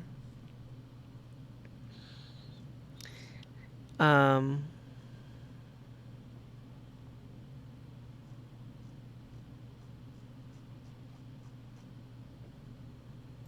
see. So is this just a bunch of test suites that have been run against the various libraries to see if they would support web components? Yeah. That's a good question, Tim Scar. I would think some work would need to be done because web components are a web technology, and then React Native, like in React Native, you don't have a div. You don't even have a p tag. There are very custom elements for React Native. So there would need to be a lot of conversion to happen to support a web component inside of React Native, as far as I know. Cool. Test suites and related issues. Cool. And so this site was suggested by Matsu, Custom Elements Everywhere. It essentially lists frameworks like Vue and React and Angular and says whether or not they support web components. If you can take a component written in one of these languages and turn it into a web component. And they have test suites that have run against it and stuff like that. So you can see that Vue has pretty good support. React 18 doesn't have the best support. React Experimental has good support. Angular has full good support. So you can go to this website to see how the frameworks are doing in their support of web components. Okay. Oh, it shows if you can use web components inside of those libraries. I see. That's a little bit different. Let me say that again. Because it's not if these libraries can create web components. I see. All right, scratch that. Matsu suggested this website, Custom Elements Everywhere. And it essentially will show you if you can use web components inside of a corresponding framework. So with Vue, you can see there's pretty good support. With React, there's partial support, and React Experimental, there's really good support, and you can see some of the other frameworks here. So this basically tells you if you can use web components inside of those specific libraries. Cool. All right, I think we answered all the questions about web components. Let's write some. Let's write our own web components that aren't just like a little silly LaCroix component. And when you're writing your own web component, you could write it from scratch just like I did. But there's going to be a lot of extra stuff that you want to do. So there are some frameworks and libraries that help with writing web components. Lit is one of the most popular ones, and so we're going to use this, but we're also going to use this open web components scaffolding tool. So I can run this command, and then I believe I'll be able to answer some questions about the app that I'm building, and it'll generate a base project for me to get going. So let's do it.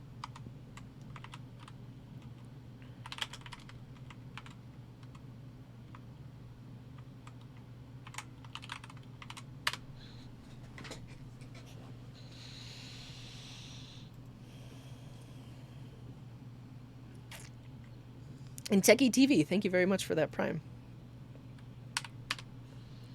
I mean, pretty much. And I appreciate Matsu for all the hints and stuff like that.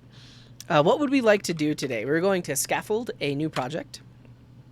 We want a web component.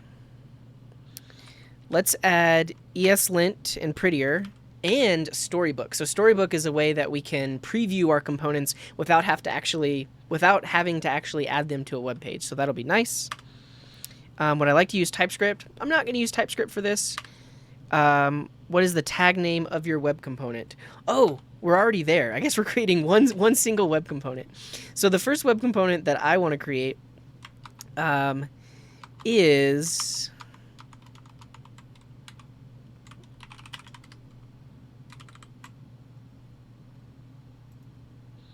I think we're going to do the pixelate component. So this will essentially allow you to specify an image, and then it will show that image with a varying amount of pixelation. Yeah. Yeah, of course. I think that's totally fine, Matsu. I owe it to you to be able to plug something. So for this component, we're going to call it... I guess we'll call it GWC. So Geocities Web Components will be our namespace. So GWC dash pixelate is going to be the name of this component. And then, yeah, let's go. Cool. Oh, sweet. Yeah, so if you're going to be in Finland, definitely check out Matsu. He's going to be giving a talk there. SDKs versus web components. Place your bets. Yeah, it is interesting to think about, though, because if you're writing a component library, you want it to have massive reach, then you might decide to go with web components, because then you don't have to write it specifically for React or specifically for Vue. Yeah.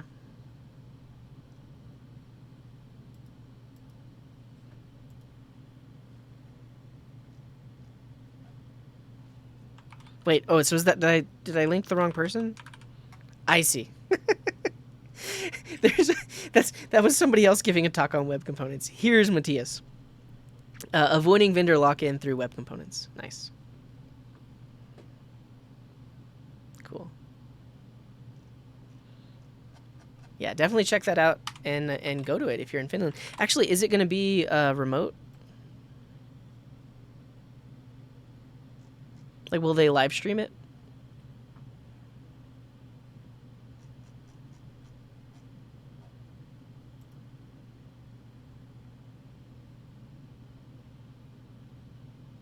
Okay. They might, I guess they might upload the videos afterwards or something like that.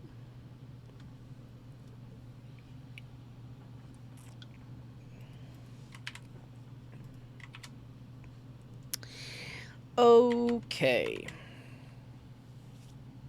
So at this point, it's generated the web component for us, and we'll just go in there and start it up. See what happens. Look at that. So we've got our own web component that we can now customize. And let's take a look at the code that it generated.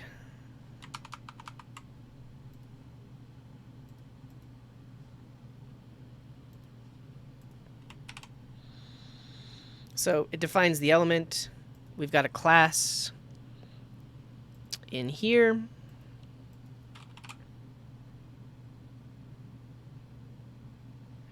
It's using lit, like I mentioned. So lit element is the element we're extending from, but we get some nice things like being able to define a style property or a style, style getter. And then this will automatically add some styles for us. As you can see, that's way easier than creating a style tag and then manually adding it. So that's something that lit gives us. And then similarly, like if we're defining attributes or props, they have this properties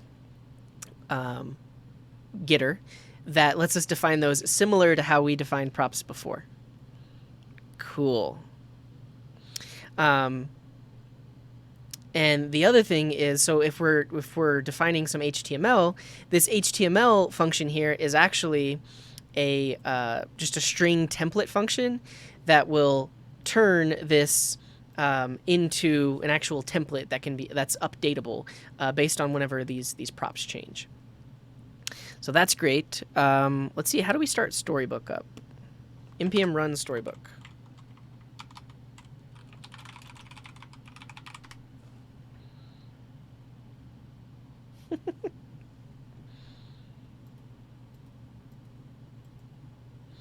Very cool. So if you've never seen Storybook before, this essentially gives us a preview of our components. And in this case, they have like 4 different states of the component that they're previewing.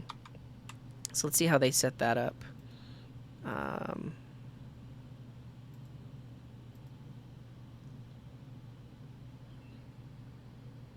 Stories here. Here we go. So in the stories file here, they've defined the component that they want to use, and then the 3 different types that get rendered. Cool. Why does double tilde get dropped in the chat? I think it has to do with the sanitizer that we're using. I don't know. JavaScript classes are fine. Yeah, they're fine. I don't hate them. All right, let's write some actual code. So we want this thing to pixelate an image. Let's figure out first how we would do that with CSS. So like CSS, there's probably some sort of filter we can apply. Pixelate image.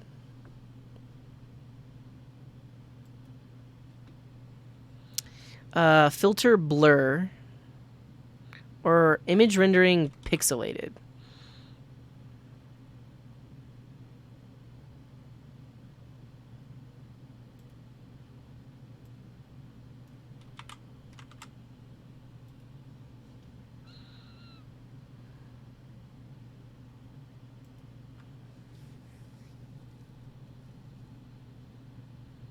Oh, that makes sense, David. Yeah, so we sanitize the input and then we run it through a markdown renderer. Why aren't they using parentheses with CSS and HTML functions? You mean here? It's because it's a tagged template function, which is actually used in this way. So whenever we're doing code golf, we abuse the fact that this is valid syntax to be able to invoke a function without parentheses, but this is the standard syntax for using string template functions. I think we can do it with CSS streaming Lotus, but you might be right. Like if we can't figure it out with CSS, then we'll need to do it with a canvas. Okay, so what default styles do we want?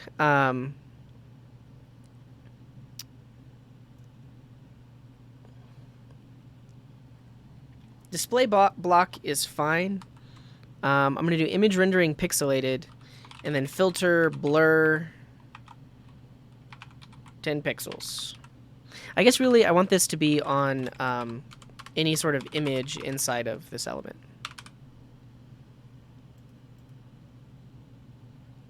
We don't have any props. We don't have a title. So we don't need the constructor. And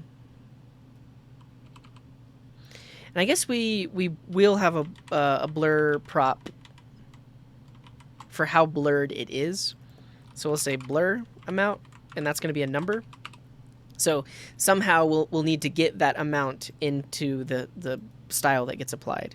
But for now, we're just going to do it like that.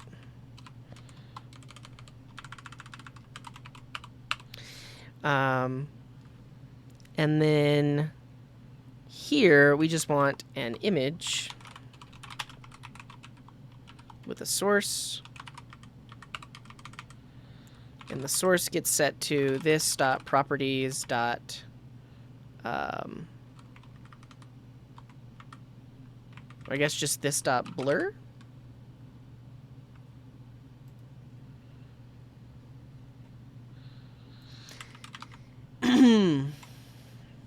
Yeah, I think we'll call it blur amount, but I just need to look now. I need to look into how lit HTML works. So let's, because I've never used it before. I'm gonna close all these other tabs too. So reactive properties, that's what we want. So I need to do at property name string. So right here, at property. Oh, this is TypeScript-ish. And also, we don't have decorators. How do I do it without a decorator? Let's look at the playground.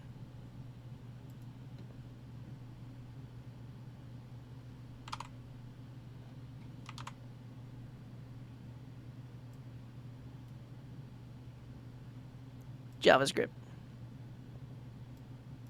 Static properties name.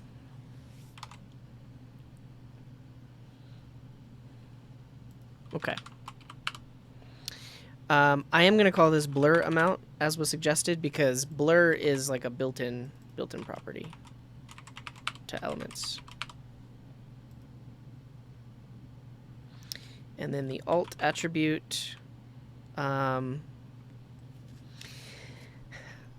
think one thing we want to do is any props that are defined on this element, we actually do want to pass down, like the alt property and stuff like that. Is there a way to pass down props?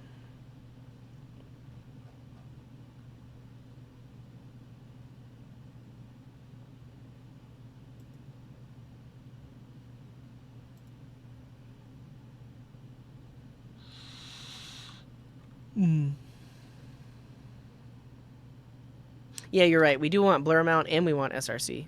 You're totally right, because I'm not even using the right thing there. So I guess really what we could do, we'll just define the ones we care about. We're not going to get too fancy with it. So we have source, we have alt, which is a string.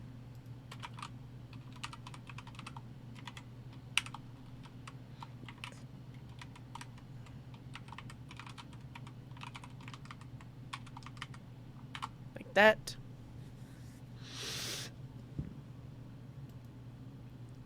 Lit has special syntax for passing down props inside HTML.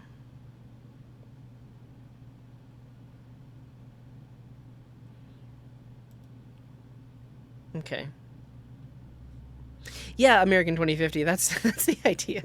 The first element we're working on is essentially just an image pixelator, so you can make images look more pixelated than they actually are. So that's the special syntax. Dot prop name equals foo.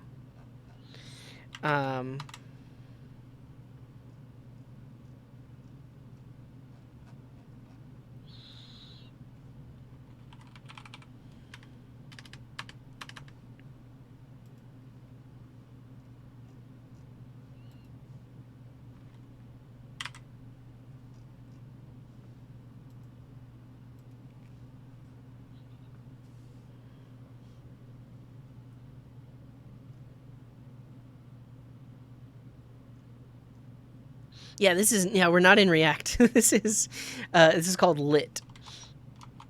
And for the most part, it's just JavaScript. So like even this is just a template string. It's not like a JSX thing. All right, I'm not going to worry about passing down properties that we haven't defined yet. Let's just see what we get here. So in our storybook story,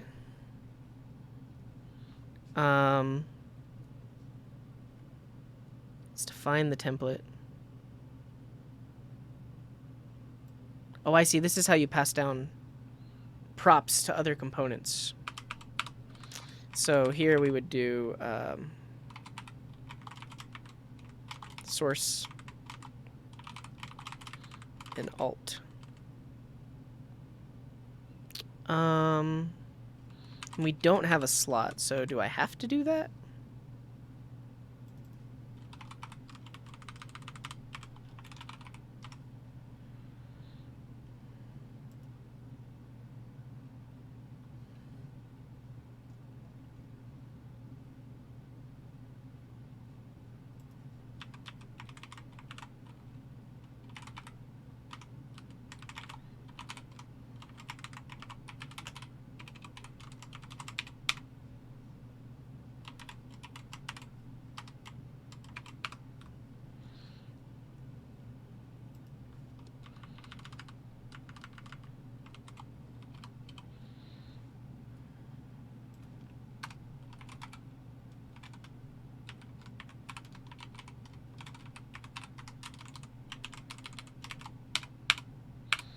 We'll just do this. So we need an image that we're going to pixelate. I guess I could take a picture of me.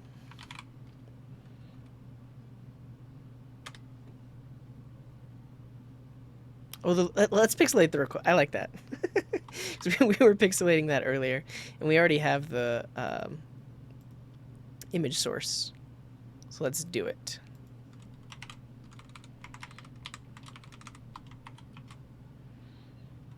Cool. So what I'm working on here is the storybook template. We're saying use this element, which I have defined over here, and then we're defining the props that we're going to pass down, like this. So I'm passing down the Pamplemousse LaCroix image and specifying the alt text. So let's see what we get in Storybook now.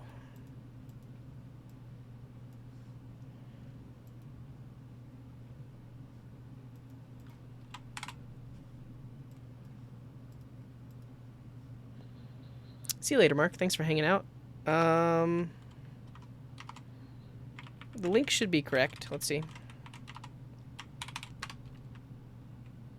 Oh, it's pure instead of Pamplemousse. That's fine. Nice, the Beat League.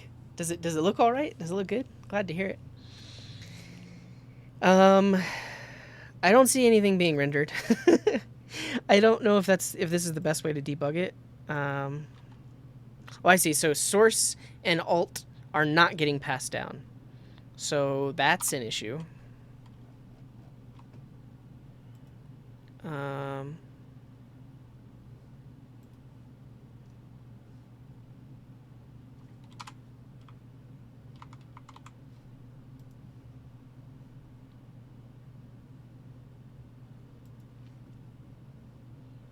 Static properties. Yeah, so I'm defining a static getter.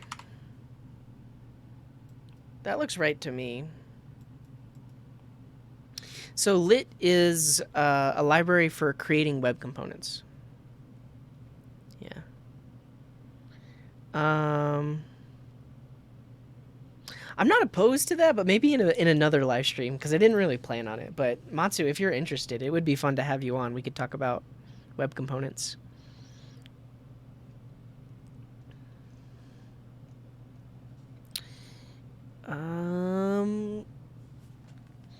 What happens when you use a web component recursively? It'll likely render. You just like in a regular recursive thing. You need some sort of base case that stops it from recursing, or else it would be do it infinitely. But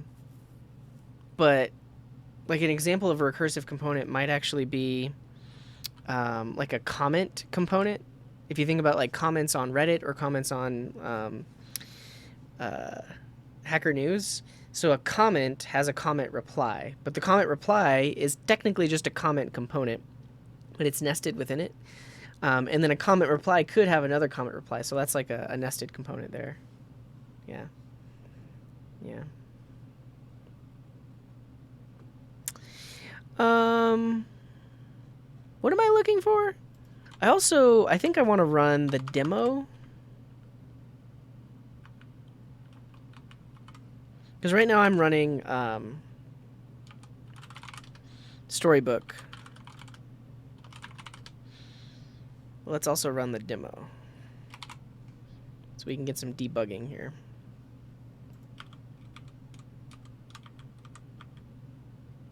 Oh, I see. I would need to update the demo as well, though.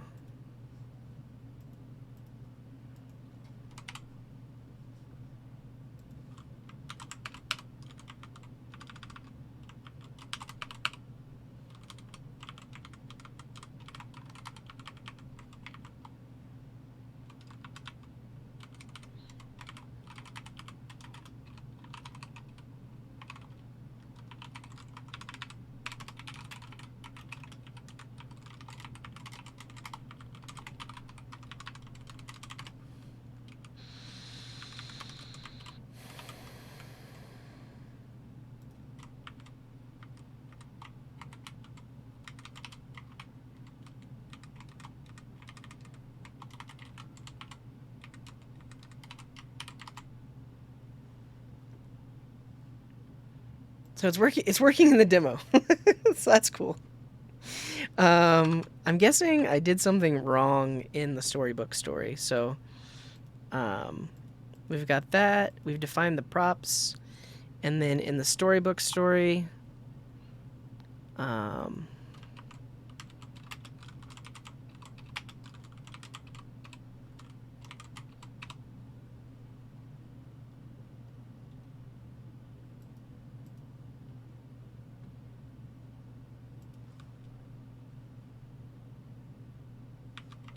we're specifying source and alt there.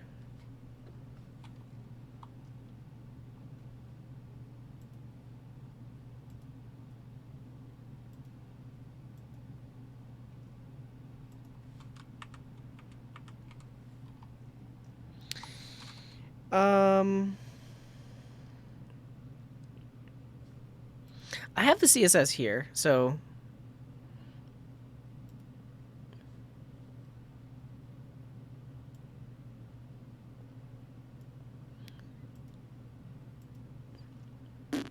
looks like I can't see the CSS directly.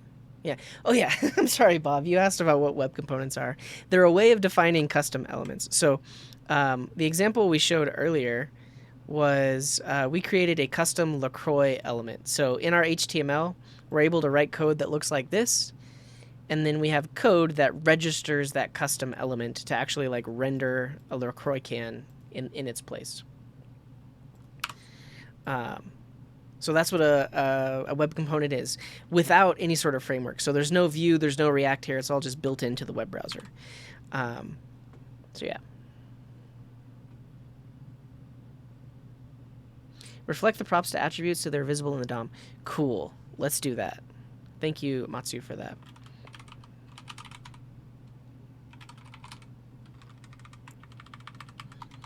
The benefit is you're not using a library or framework. However, I actually am using this lit library to be able to build web components.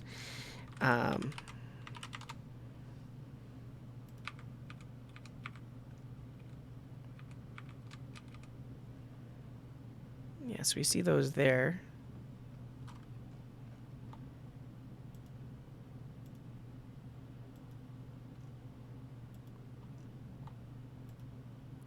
I mean, this is just an issue with Storybook. I just don't know if I'm using it right. Like, if we compare it to the demo, how we're setting it up.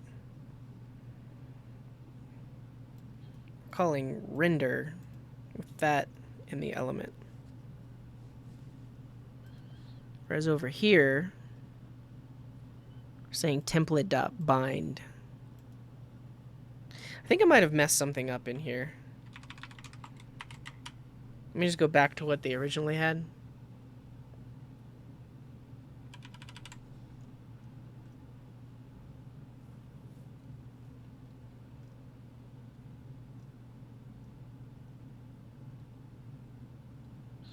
I see. You bind it and then you set the args. That would do it. Okay. Yeah, I just thought you were binding the template directly like that. Okay.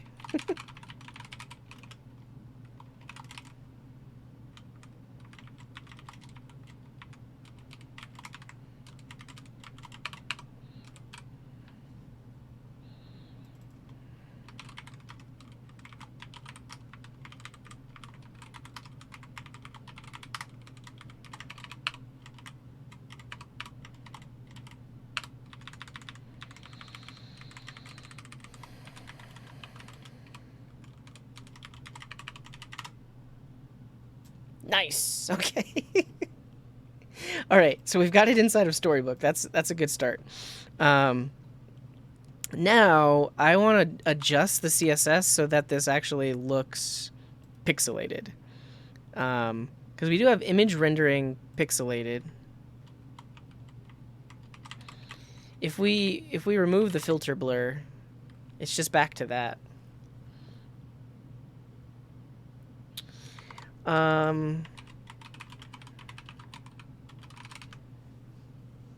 Let's see if there's anything else we can find.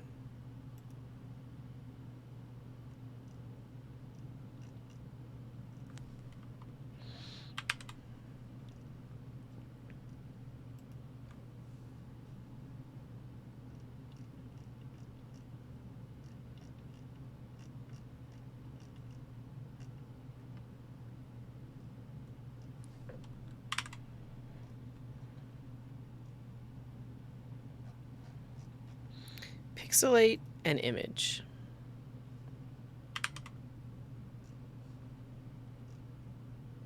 Pure CSS, pixelated image.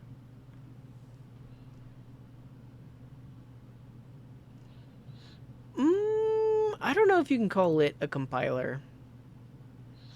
It's just a bunch of helpful things for creating web components. So you have things like the HTML template string function that does a lot of extra work here. So like it handles the dirty work of automatically updating the template here or the inner HTML when these props change, that kind of thing. Yeah.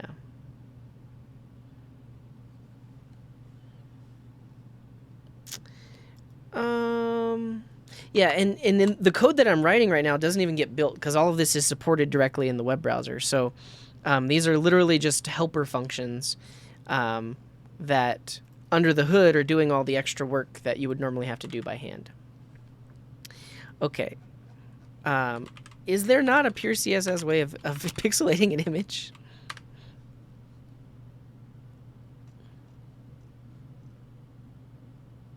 Is it possible to pixelate an image without canvas? Oh, and then scale the image up.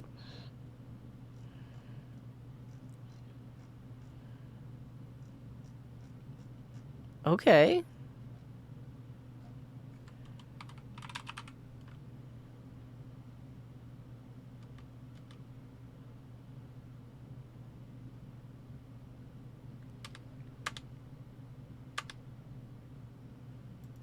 Pixelate does not equal blur.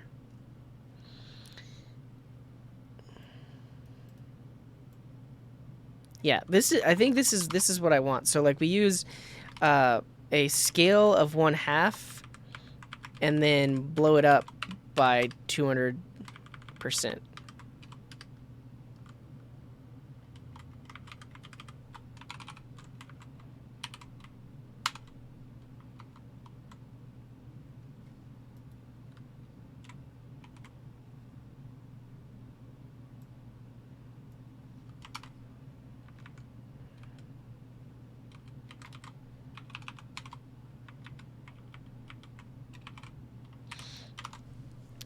Sonal Saki is saying you should try to apply the pixelated props to the div and then put the blurred image inside.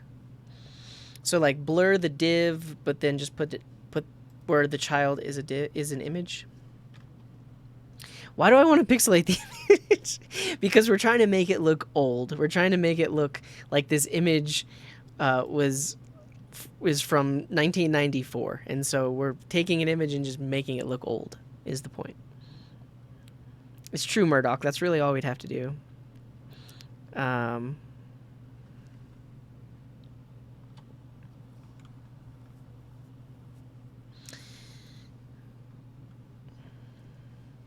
so yeah, I mean, we can see that um,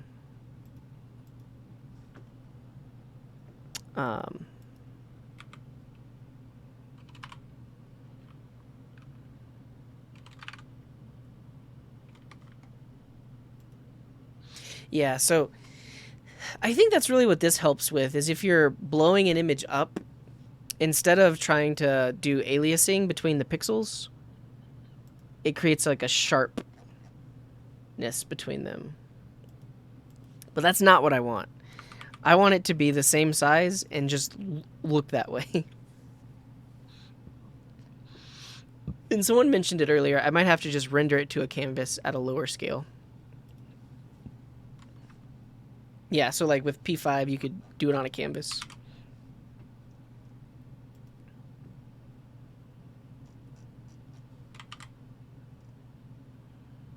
Oh, with an SVG filter.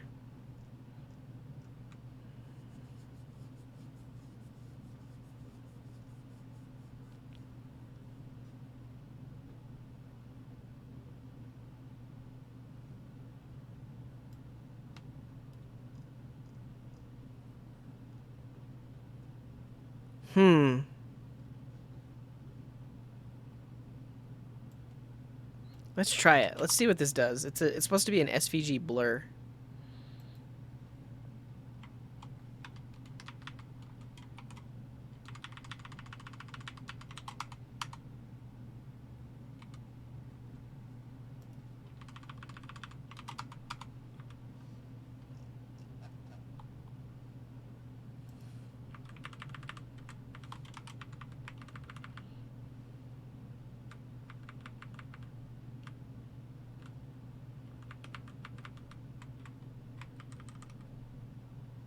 Well, that's what we're doing, American 2050. We have the image rendering pixelated, but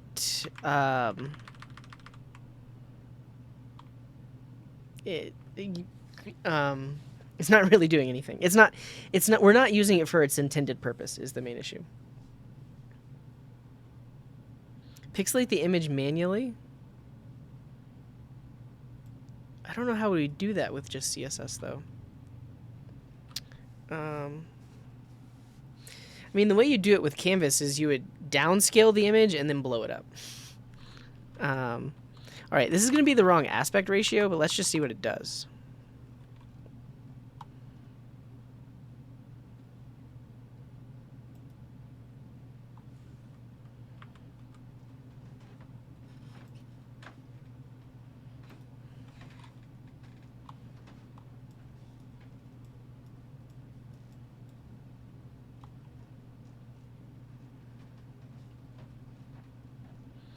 Put varying divs, 1 pixel width and 1 pixel height, next to each other and overlay them on top of the image. Yeah, I mean, at that point, I guess I would just use a canvas, though, because a canvas lets you modify the individual pixels. Yeah, I mean, we basically could replicate what a canvas does, but with a bunch of divs. Because we could sample the image to pick the average color for a given section and then create a pixel of that size. Yeah.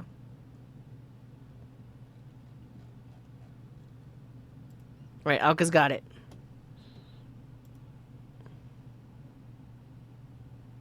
With an SVG filter. It's beautiful! Alright, what did you have to do?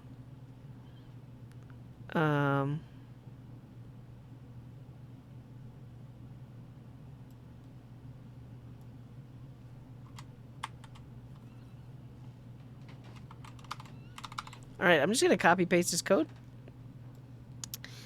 And we'll go from there. We will have to... I mean, he wrote it in Pug, so we're going to have to convert this to HTML.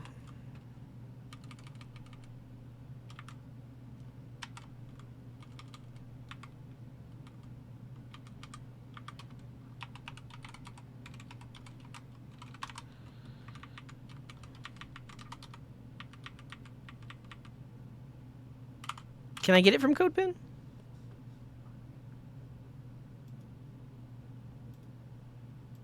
Sick.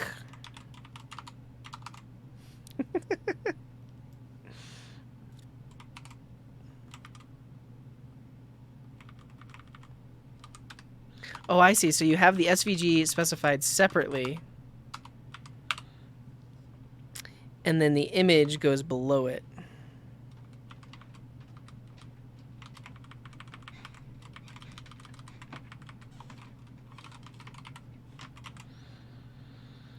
And then this just wants an alt tag.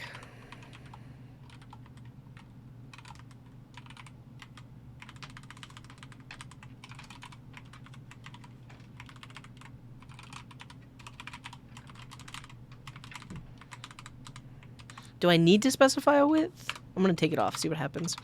And then lastly, I need this pixelate class, which I'll define in my CSS up here.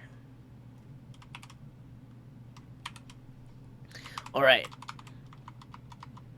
Nice. Look at that. Okay, so how do we increase the pixelation? Yeah. Okay. So, Alka is saying you have to change a bunch of things. Okay. Yeah, I got the compiled HTML. We got there. But I could do some sort of, based on the blur amount, change the values inside. So like if we dilate 1 instead of 5, what does that do? Oh, okay, no, I don't want that. What if I dilate 10? Wow.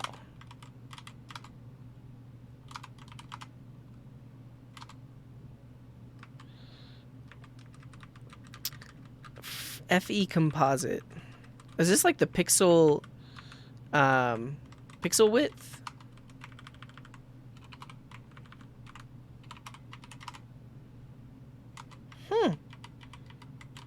It really is art though. I like the way it looks. Well.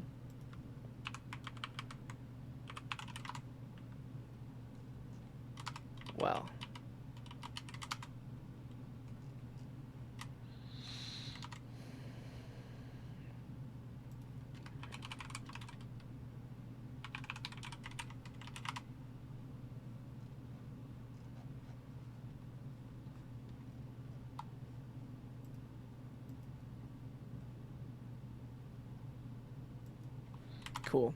I'm gonna get rid of display block.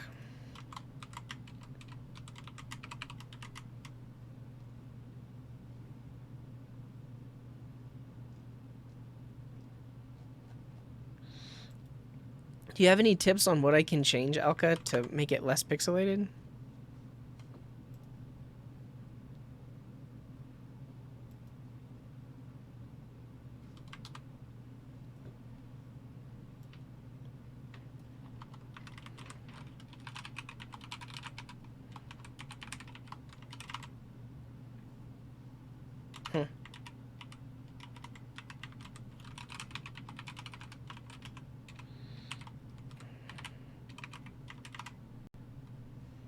Cool. I just wanted to hide that SVG so that that's the only thing we see. That seemed to work. Width and height is double morphology radius. Okay, so if we did 5, 5, 2.5, a little less pixelated? 1, 2? Yeah.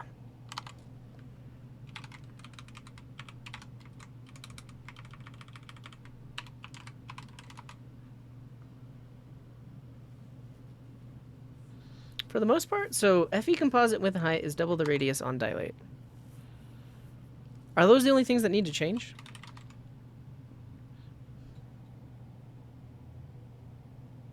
Well, yeah, I mean, I'm gonna make those parameters. I just want to make sure I'm changing the right things.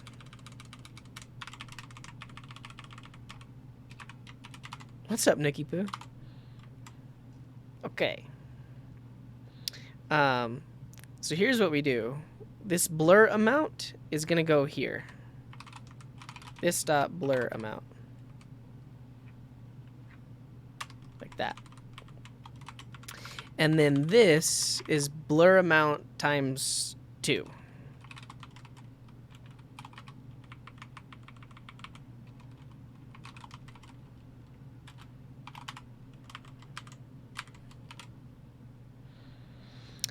And then now, over here, we can set the blur amount a line lower.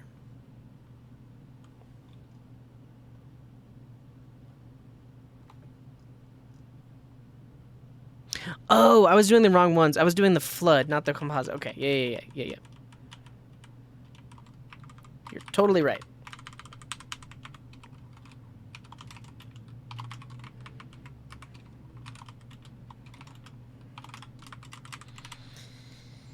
Cool.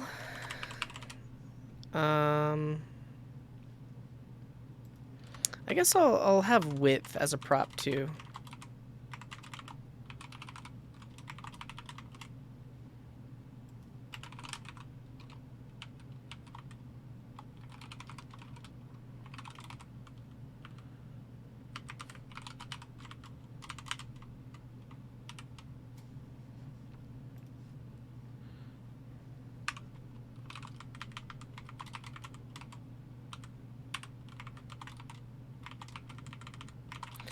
All right. We do that. We now pass it in as, starts off as 1. Why is this complaining? Because it's not camel case. That's fine. Why not use the width attribute of image? So when someone uses this component,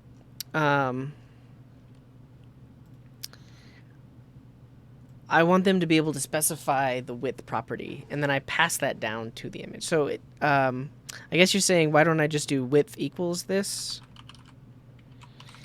I guess I can. I don't think that is any different, but we'll do that. Okay. The source is a text control. The blur amount is a number control. And then the alt text is a text control. So this should update down here. Great. But somehow I've broken it because we didn't specify width.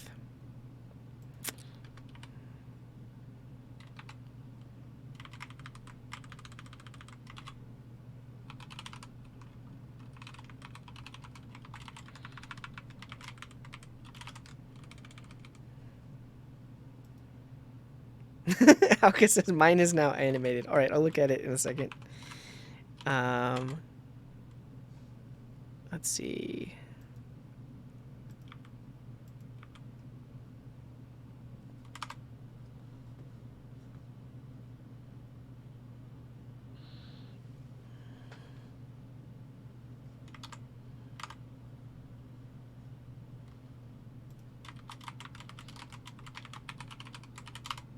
Line 19. Source. Oh. Okay, cool. But now I can increase the width like to 500. Great. And then I can increase the blur amount to 10, 20, 30. Nice. 1, 0.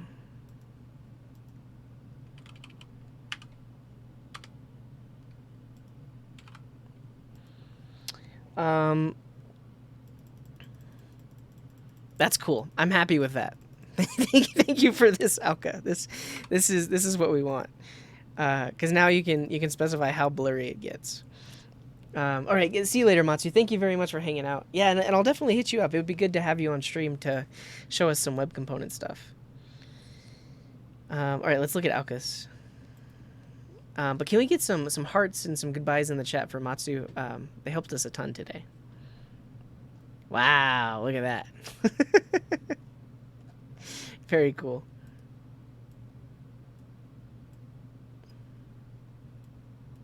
How did you animate it? Oh, you have this animate attribute. Wow. Wow. What's up, MST Perry? Thanks for being here. All right, Xerxia has a perhaps silly question. We're mostly focusing on the visual side of things, but I'm curious to what degree you tend to take accessibility into account when you build web components like this. They'd still need to semantically map to existing HTML elements, I would think. Not really. So this pixelate image wouldn't map to a or doesn't have to map to some other semantic element. You would want to add all of your accessibility attributes like ARIA attributes and things like alt text. Like in terms of what I'm doing here, alt text is probably the most accessible thing that I can do, which is basically describing the image that's being displayed. So in whatever web components you define, taking in props that are then later used in the template for accessible properties like alt or ARIA attributes, I think that's how basically you would do accessibility with custom elements. Because at the end of the day, your custom elements are just rendering HTML, so that HTML that you render would need to have all the right attributes set. Yeah. And I knock stuff down. Thank you for that, Prime. What would be really cool is to get less and less pixelated as it loads. That could be a different component that we create, where it makes it look like it's loading, and it starts off at like this, and then just like slowly gets better and better and better.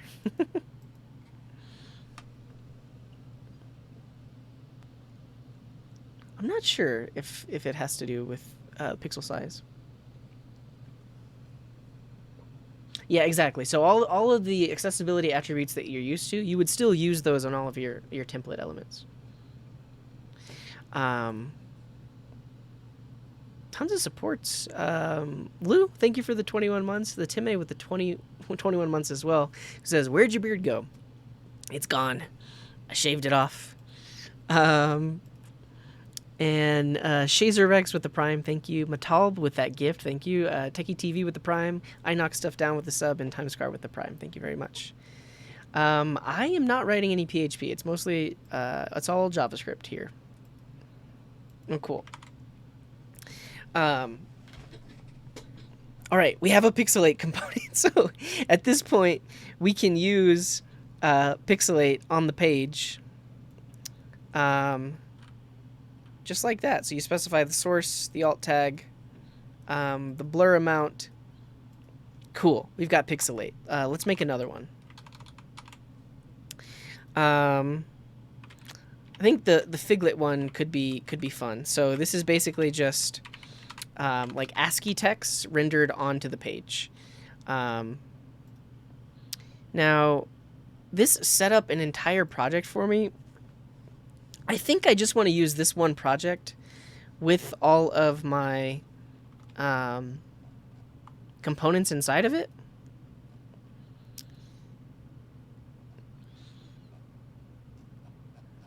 Instead of creating a separate project for each individual component. I think that's what I'm going to do. I just need to like rename this so this isn't just pixelate. It's for everything else.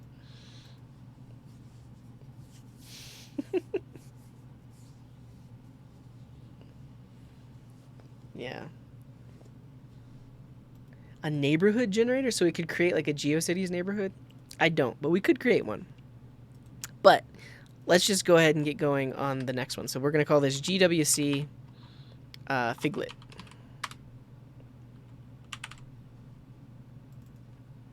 And we'll call it GWC Figlet. Get rid of the boilerplate stuff. This thing is just going to have a title property.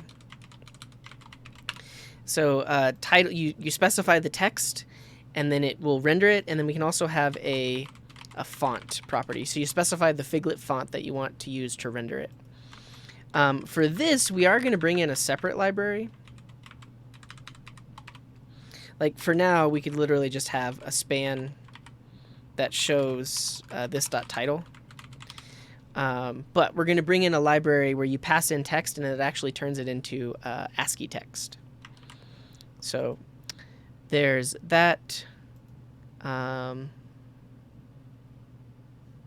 We can import our Figlet.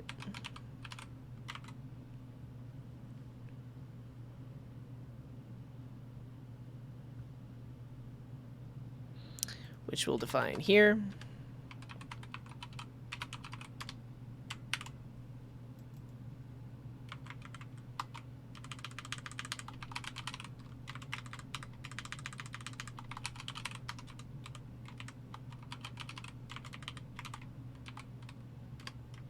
Cool.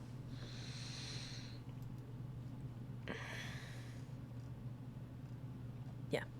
Xerxes is talking about the accessibility stuff. It gets trickier when you have two elements that interrelate. A modal that is composed of components, generally those have an aria described by.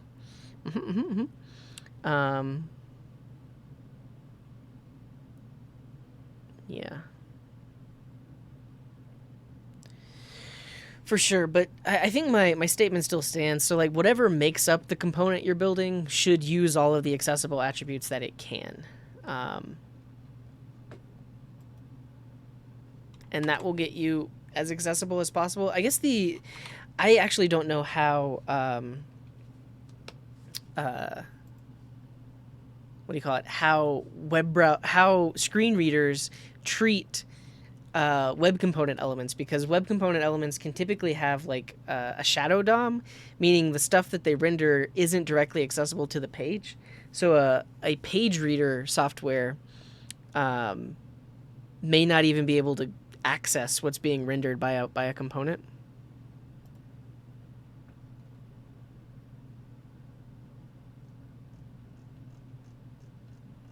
Cool. Yeah, that's unfortunate if they're not. All right, so we've got Figlet here. We're importing it. What is this saying? What if we close and reopen it? It can access it.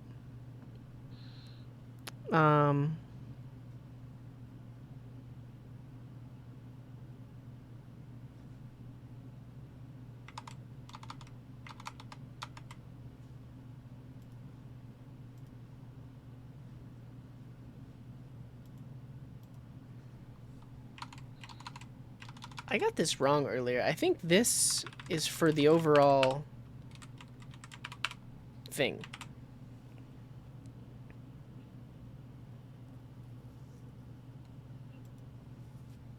Let's call this GWC pixelate template.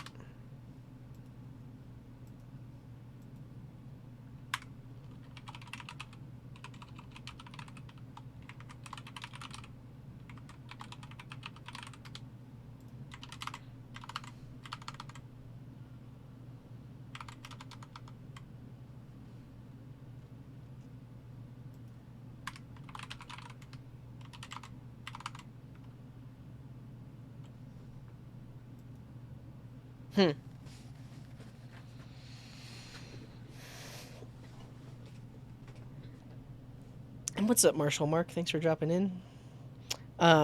Okay. I've been streaming for a long time.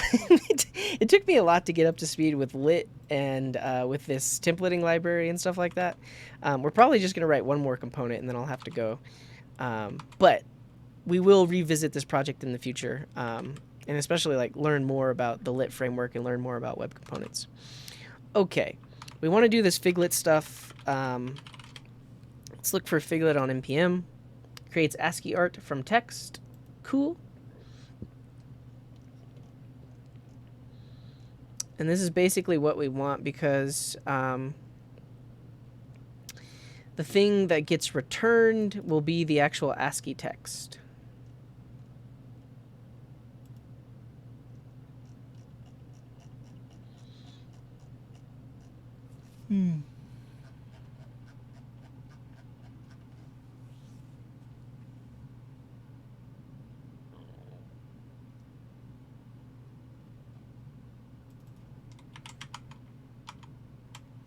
Cool.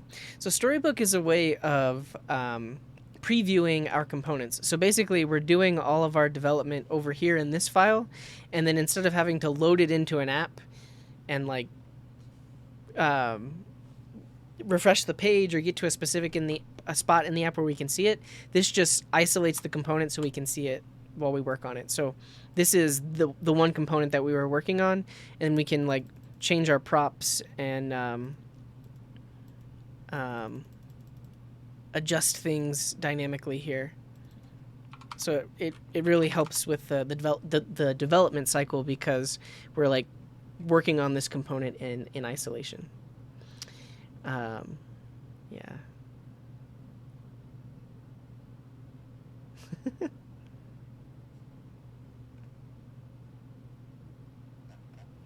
Okay.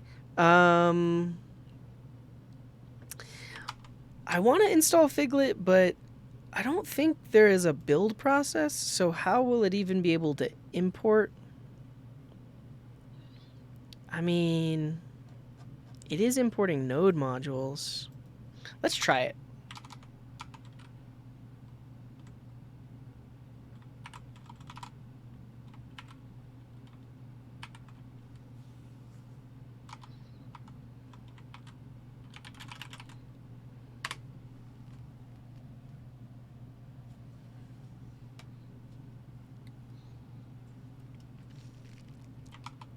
So we installed Figlet. We're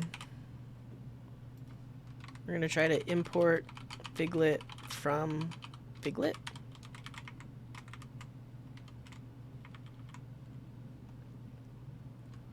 Hello, Lotto Beast, who's asking, is it okay to stream programming? I want to know if I want to grow my viewers. I want to know my opinion.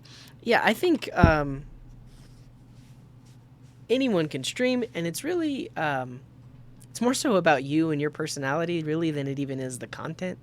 I mean, I struggled to write code today, and there are still lots of people here watching me. So yeah, I think if it's something that you want to do, go for it. I always mention that even when I started out streaming, I had very few viewers, and it took me a long time before I built up a community and a following and stuff like that. But every time I stream, I act the same way. So I always stream like people are watching, even if no one is watching. And so that's kind of what you have to do. So yeah.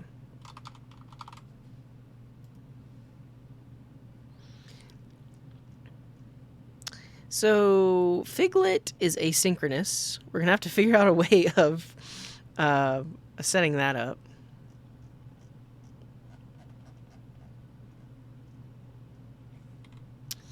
And we can look at examples of lit of what we do when the property changes.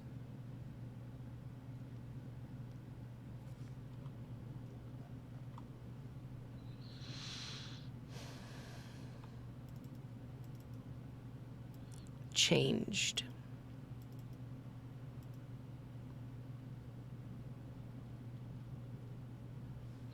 I think it's asynchronous just because it takes a while to generate the ASCII text.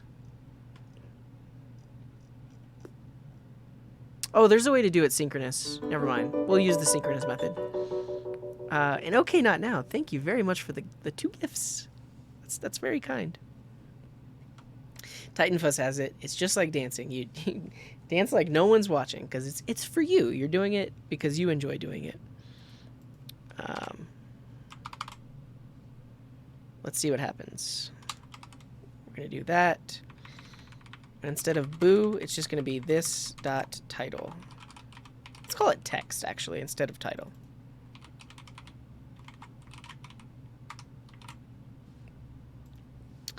Now, I don't know if I'm doing this right, because this is loading the pixelate example, and I'm curious if I needed to create a copy of this and then call it gwc figlet.stories.js.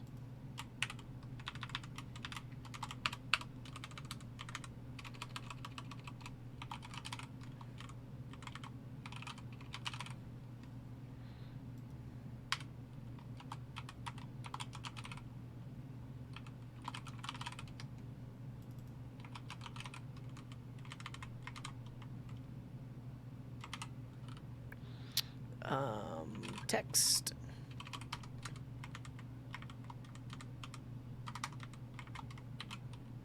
Font.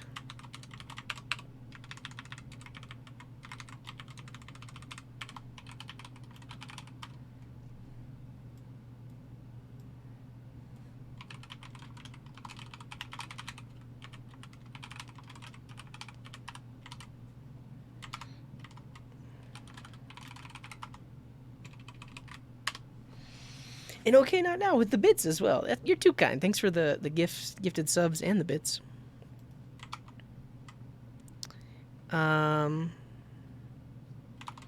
So it's trying to load up. There is an error.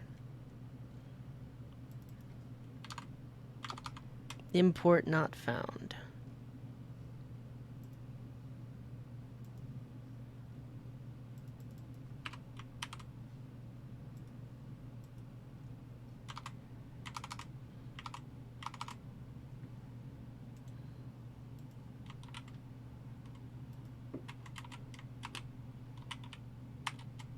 I'm just gonna copy this and then delete it and see if it loads without it and see if that's what's causing it to, yeah, so that was causing it to not load at all. I have heard of Bun. It's new. It's really, really new. It's probably too new for anyone to even talk about. Yeah.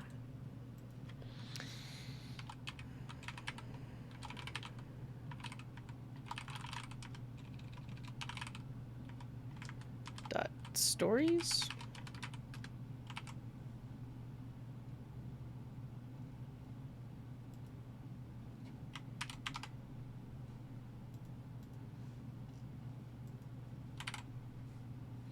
And then that just breaks it. Syntax error, import not found. Oh. That's the issue. Is because there's no build process right now, it's trying to load Figlet from there. Let's see if we can get Figlet on a CDN and then load it from the CDN.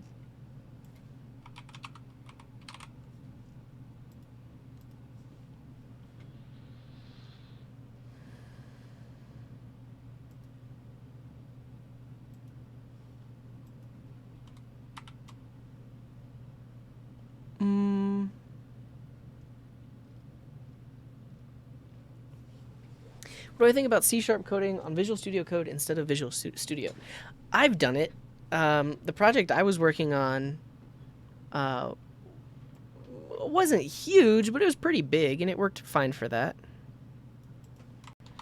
Let's see if I can do this.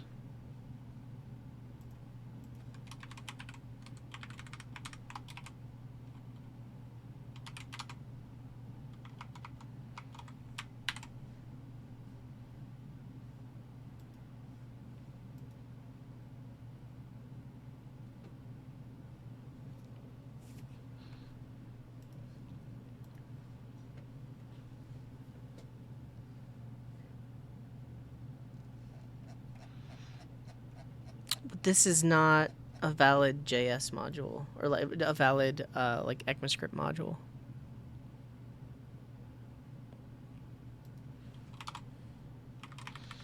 I guess technically, could I do that? Just import it and then I have access to Figlet?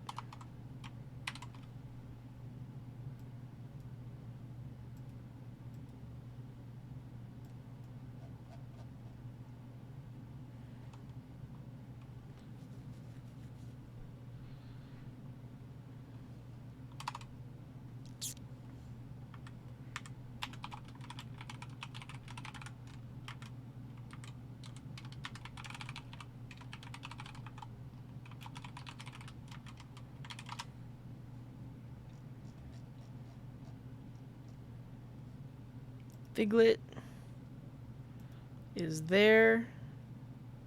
That didn't work.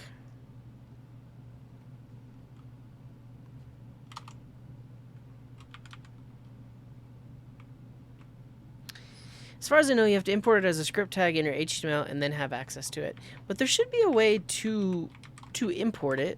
I mean, I think like in their demo, they're setting script type module so we can do the import stuff. That's why I thought there would be a build process with this, but it doesn't set one up for us.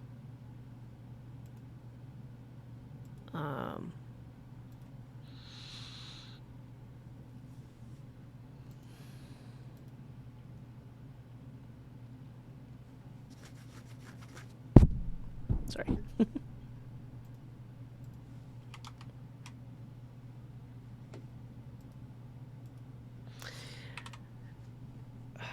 What's the name of that CDN that turns things into modules? You can like pass it this link, or like you do an npm link name and it turns it into an actual module. Deliver? I've never heard of that. Oh, because I wanted to see it instead of just logging it as like undefined. I wanted to see the property name. That's why I did that. And Weirdo Flex, thank you very much for that sub. JSPM, that might be the one I'm thinking of.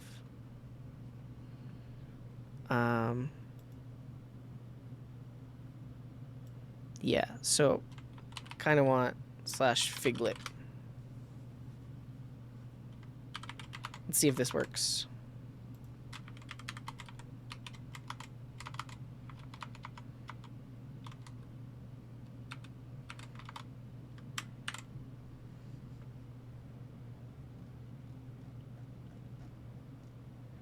Synchronous font loading is not implemented for the browser.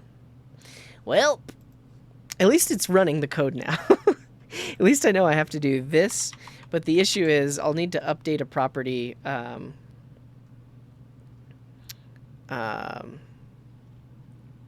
after it loads. So let's see how we get access to an updated property. So in their example here, they have a date property where they're listening for changes, and then they have an update with changed. Updated, changed. If changed has text, then we'll say this dot text equal, well, then we got to do the asynchronous stuff.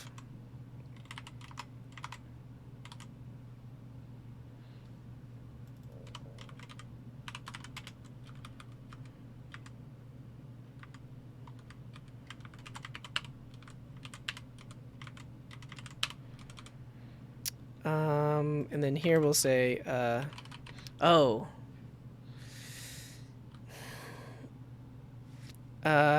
we need another property. We need to say something like this dot rendered text equals data. And then we use rendered text in here.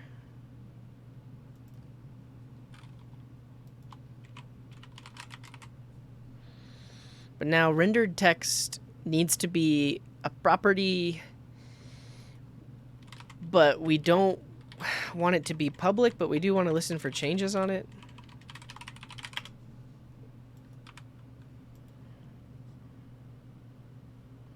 And then this will be this.text.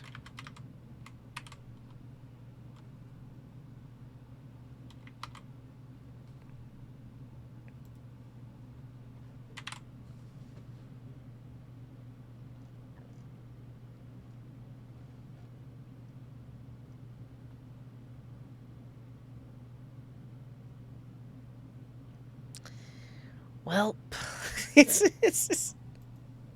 Okay, so this has a bunch of fonts that it's trying to load, and it's trying to load them from my machine. It's this entire directory that it's trying to load. And that's not going to work. Unless I put the fonts directory like in my public directory.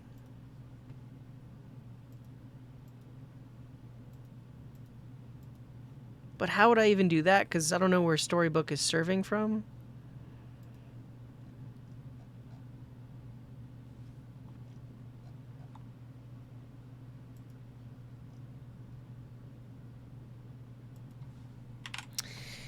I thought we were going to get a build process with this project generator.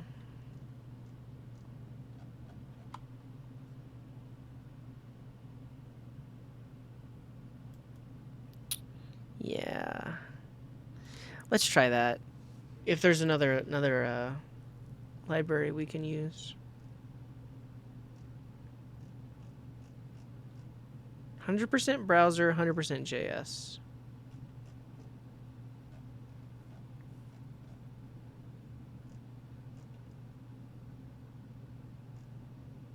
This has a bunch of built-in stuff.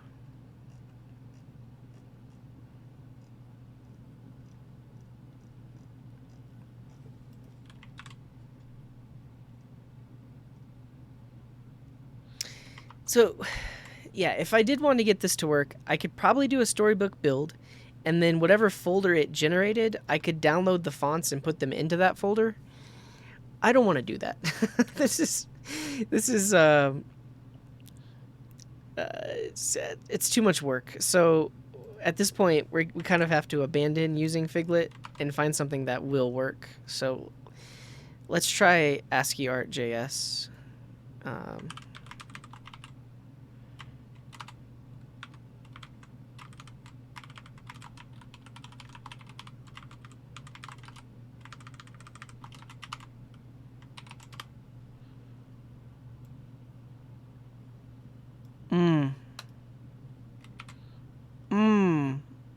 Maybe not though. Let's see how it looks on JS Deliver.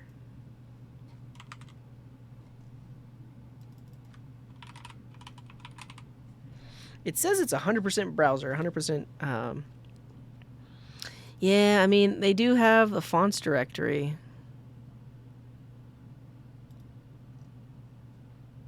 Let's generate.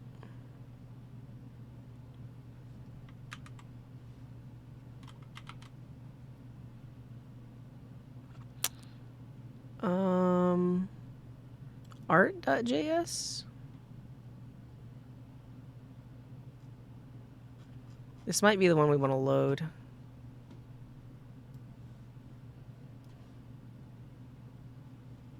ASCII art dot font. That's the method I think we want. Let's try importing from here.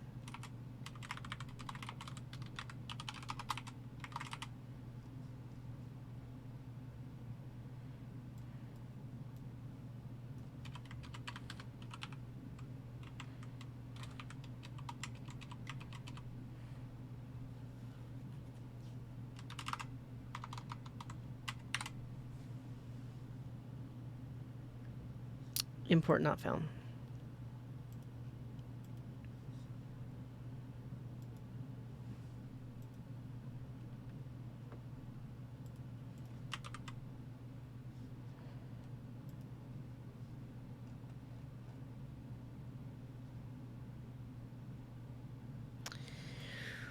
Okay, I'll try JSPM, but I'm hesitant because of all these imports. And it's expecting that all of those have been written in the right way, but let's try it.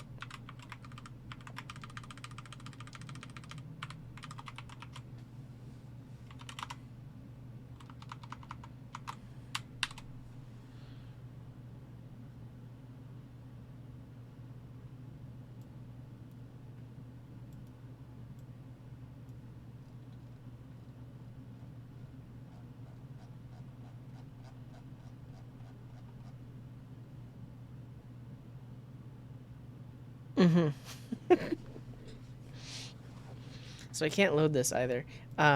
This is actually why I wanted to use something like Vite, because Vite would bundle it and it would take what was in my node modules and make it available to the to the things I was using, to the web component that needs access to it.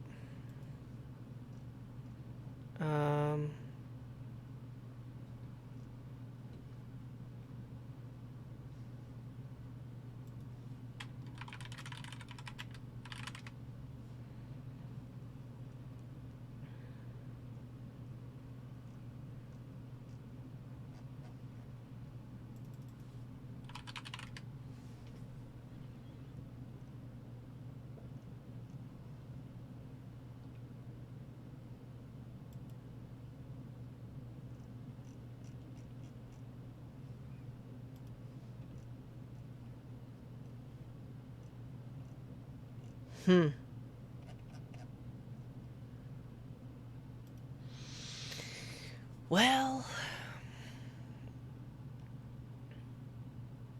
I think I'm done for today. I'm gonna call it there. So, if you've been watching and you're wondering what's going wrong, yeah, I mean at this point we could call an API. I don't know if I would want this to include a web request though. But ultimately, what happened was we got this web component working just fine because it's not using any external libraries. So this web component basically just takes in an image and then makes it pixelated to make it look old. This web component, we were trying to use an external library called Figlet. But because of the way this project was generated, it does not do any sort of bundling. So I did an npm install of Figlet, and if I leave the code like this, it's going to try to load Figlet from node modules, but Storybook doesn't know how to find that. So we see this error here, and we see that it's importing it from node modules. It's bringing in node Figlet. But Storybook in the browser doesn't have access to that file. And typically, if you were using a build process like Webpack or Vite or Rollup, it would take those things in your node modules and make them available to the app that's running in the browser. So that's the issue. I think I saw, yeah, I mean, that looks cool. American 2050. They have a lot of the things that we want to do, like this, like turning it into like a 4-bit image or something like that. We could use that, but because there's no build process, I'm just using modules as they're supported in the web browser. And technically, the web browser supports loading external modules like this. However, that external module needs to be written in the right way and formatted in the right way to be able to load it into a regular plain old JavaScript module. This website, JSPM, will take packages from NPM and turn them into modules that can be loaded, but it doesn't do everything. And the main issue is if I try to load it from here, that gets the library loading just fine, except now, instead of that library including all of the fonts like it normally would, now it's trying to make a request for those fonts. So the main issue here is there's no build process, and it makes it really difficult to use external libraries. So I need to figure out how to get my lit app through a build process so that I can use node module type things. Yeah, Vite technically does that and could do that, yeah. And I mean, just to see it happening, let's do it. Before we go, let's generate a Vite app that we'll use lit real quick.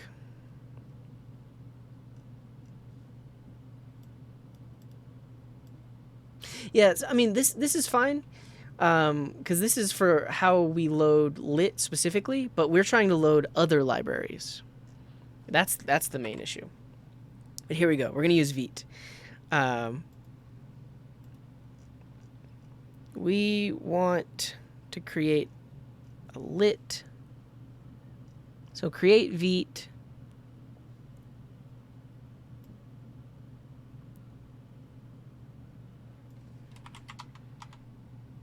Let's do it. Let's kill this, up a directory.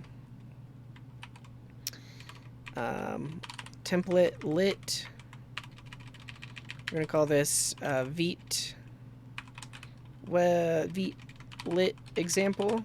Let's see what happens.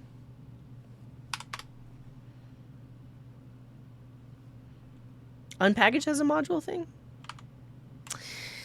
I'd be curious if they have like a better better way.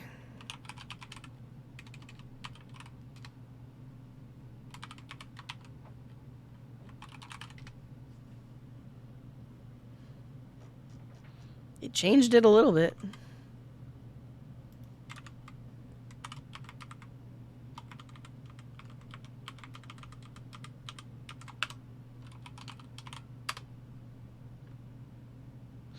Package Figlet does not contain an ES module. So I guess unpackage doesn't convert it. It'll just link to the module that's embedded in the repo, I think. Okay, so now we have our Vite example.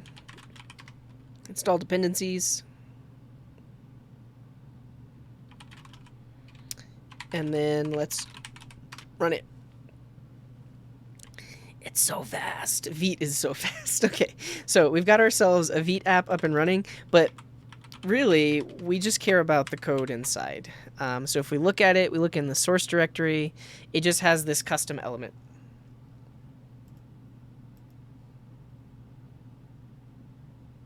Cool. So let's actually just port our code over. So we're going to take our Figlet code here. We're going to put it in here. We will have to define the element as well. So we're going to define GWC Figlet. Like that. And now we can just import from Figlet, and we'll install Figlet as a dependency so we can get access to it. Great, and then I'm going to rename all of this. So this is going to be GWC Figlet,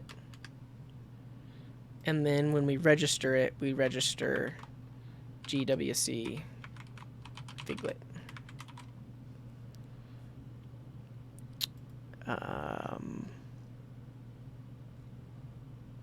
Cool. And then this needs to load the GWC Figlet component.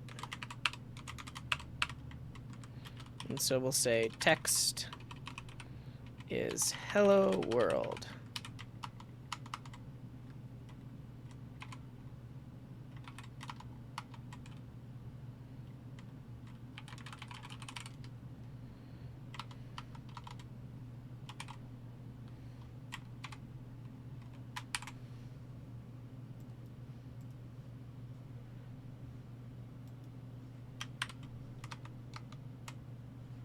Oh, and then I gotta load the right file as well.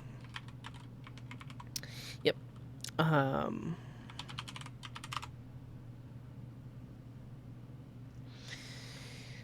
Okay, I guess not, because now this loaded it correctly, but it's not getting the fonts. I mean, it's trying to, but it's trying to download them from this server. So maybe it's just an issue with Figlet.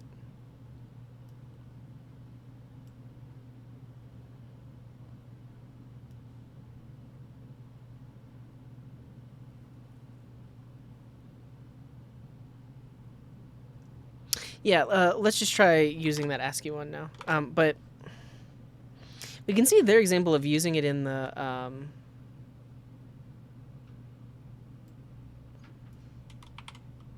browser. They do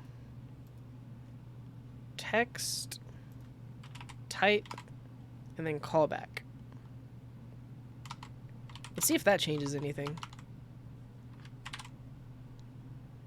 No, it's still trying to load that standard font. I mean, technically I could just go download the standard font, but then I'd have to put it as a static asset. I don't think I want to do that.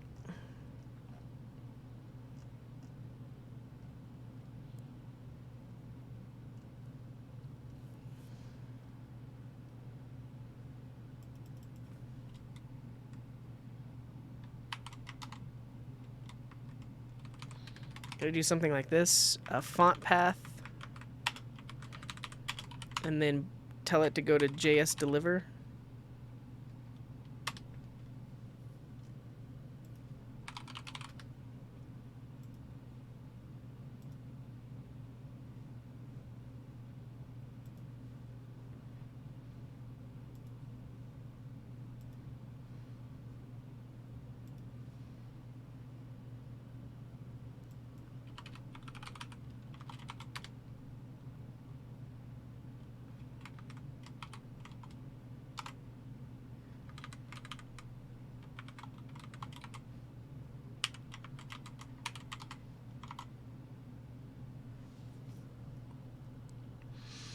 Yeah, and then there's going to be a CORS error if we're trying to load the fonts from an external resource. Well,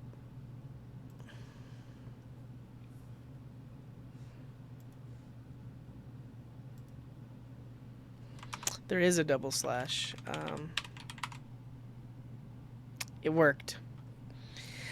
It worked. You know what? This actually. Okay. Check it. Okay, no, we figured it out in Vite. But what we would want to do is put this in a pre-tag so that it does that. Oh, okay.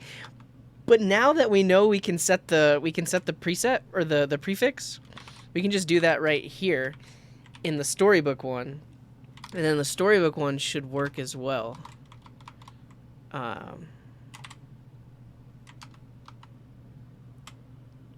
So I would say it's still an issue that with the storybook one, since there's no build process, we can't import in external libraries. But we did find at least a temporary workaround.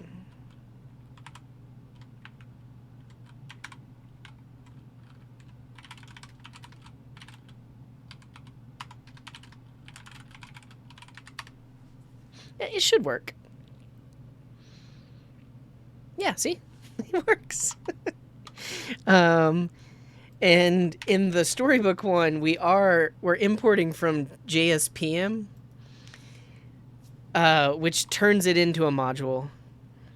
And then we're telling it to load those fonts from here. Yeah.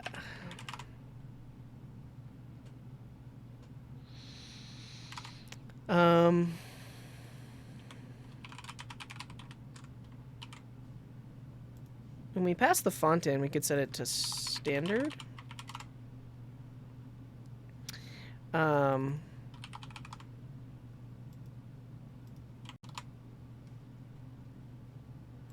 then when we're listening, we want if the font or text has changed.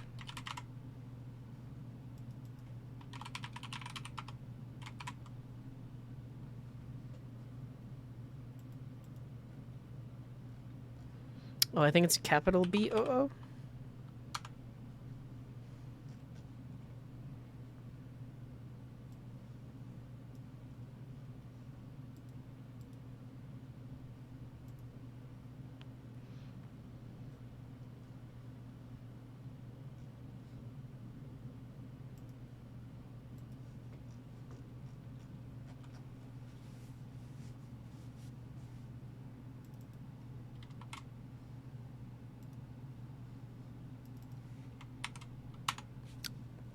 Cool, so that works.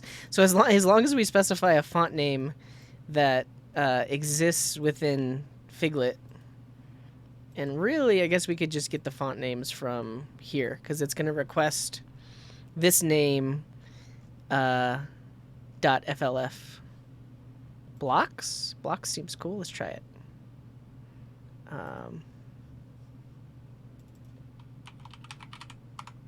Yeah, look at that. so that's pretty cool. All right, I think I'm going to end the stream there. I will push this code up to GitHub, and we'll work on it in the future. I think one thing I want to do in the future is make it so that there actually is a build process for our components. But We technically made 2 web components today. The first web component is called pixelate. We can throw any image we want in, and then we can make it pixelated, regardless of where that image came from. So, like, for example, let's grab the Vite logo. Let's grab this. Copy image link.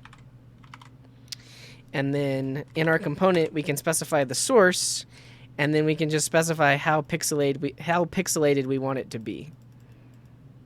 Just like that. There's no roadmapper to do. Today it was just, I wanted to work on this thing. So that's cool. So that's our pixelate component. And then our Figlet component lets you specify a font that comes from Figlet, which is this ASCII text thing. And then you can also specify the text, which is cool, like that. Okay, I shaved my face. My beard is gone. That's what happened.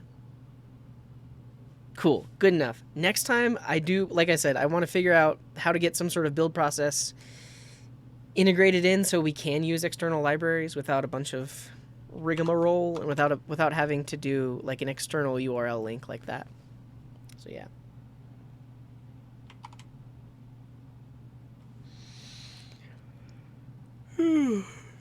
Cool. Thanks for hanging out, everyone.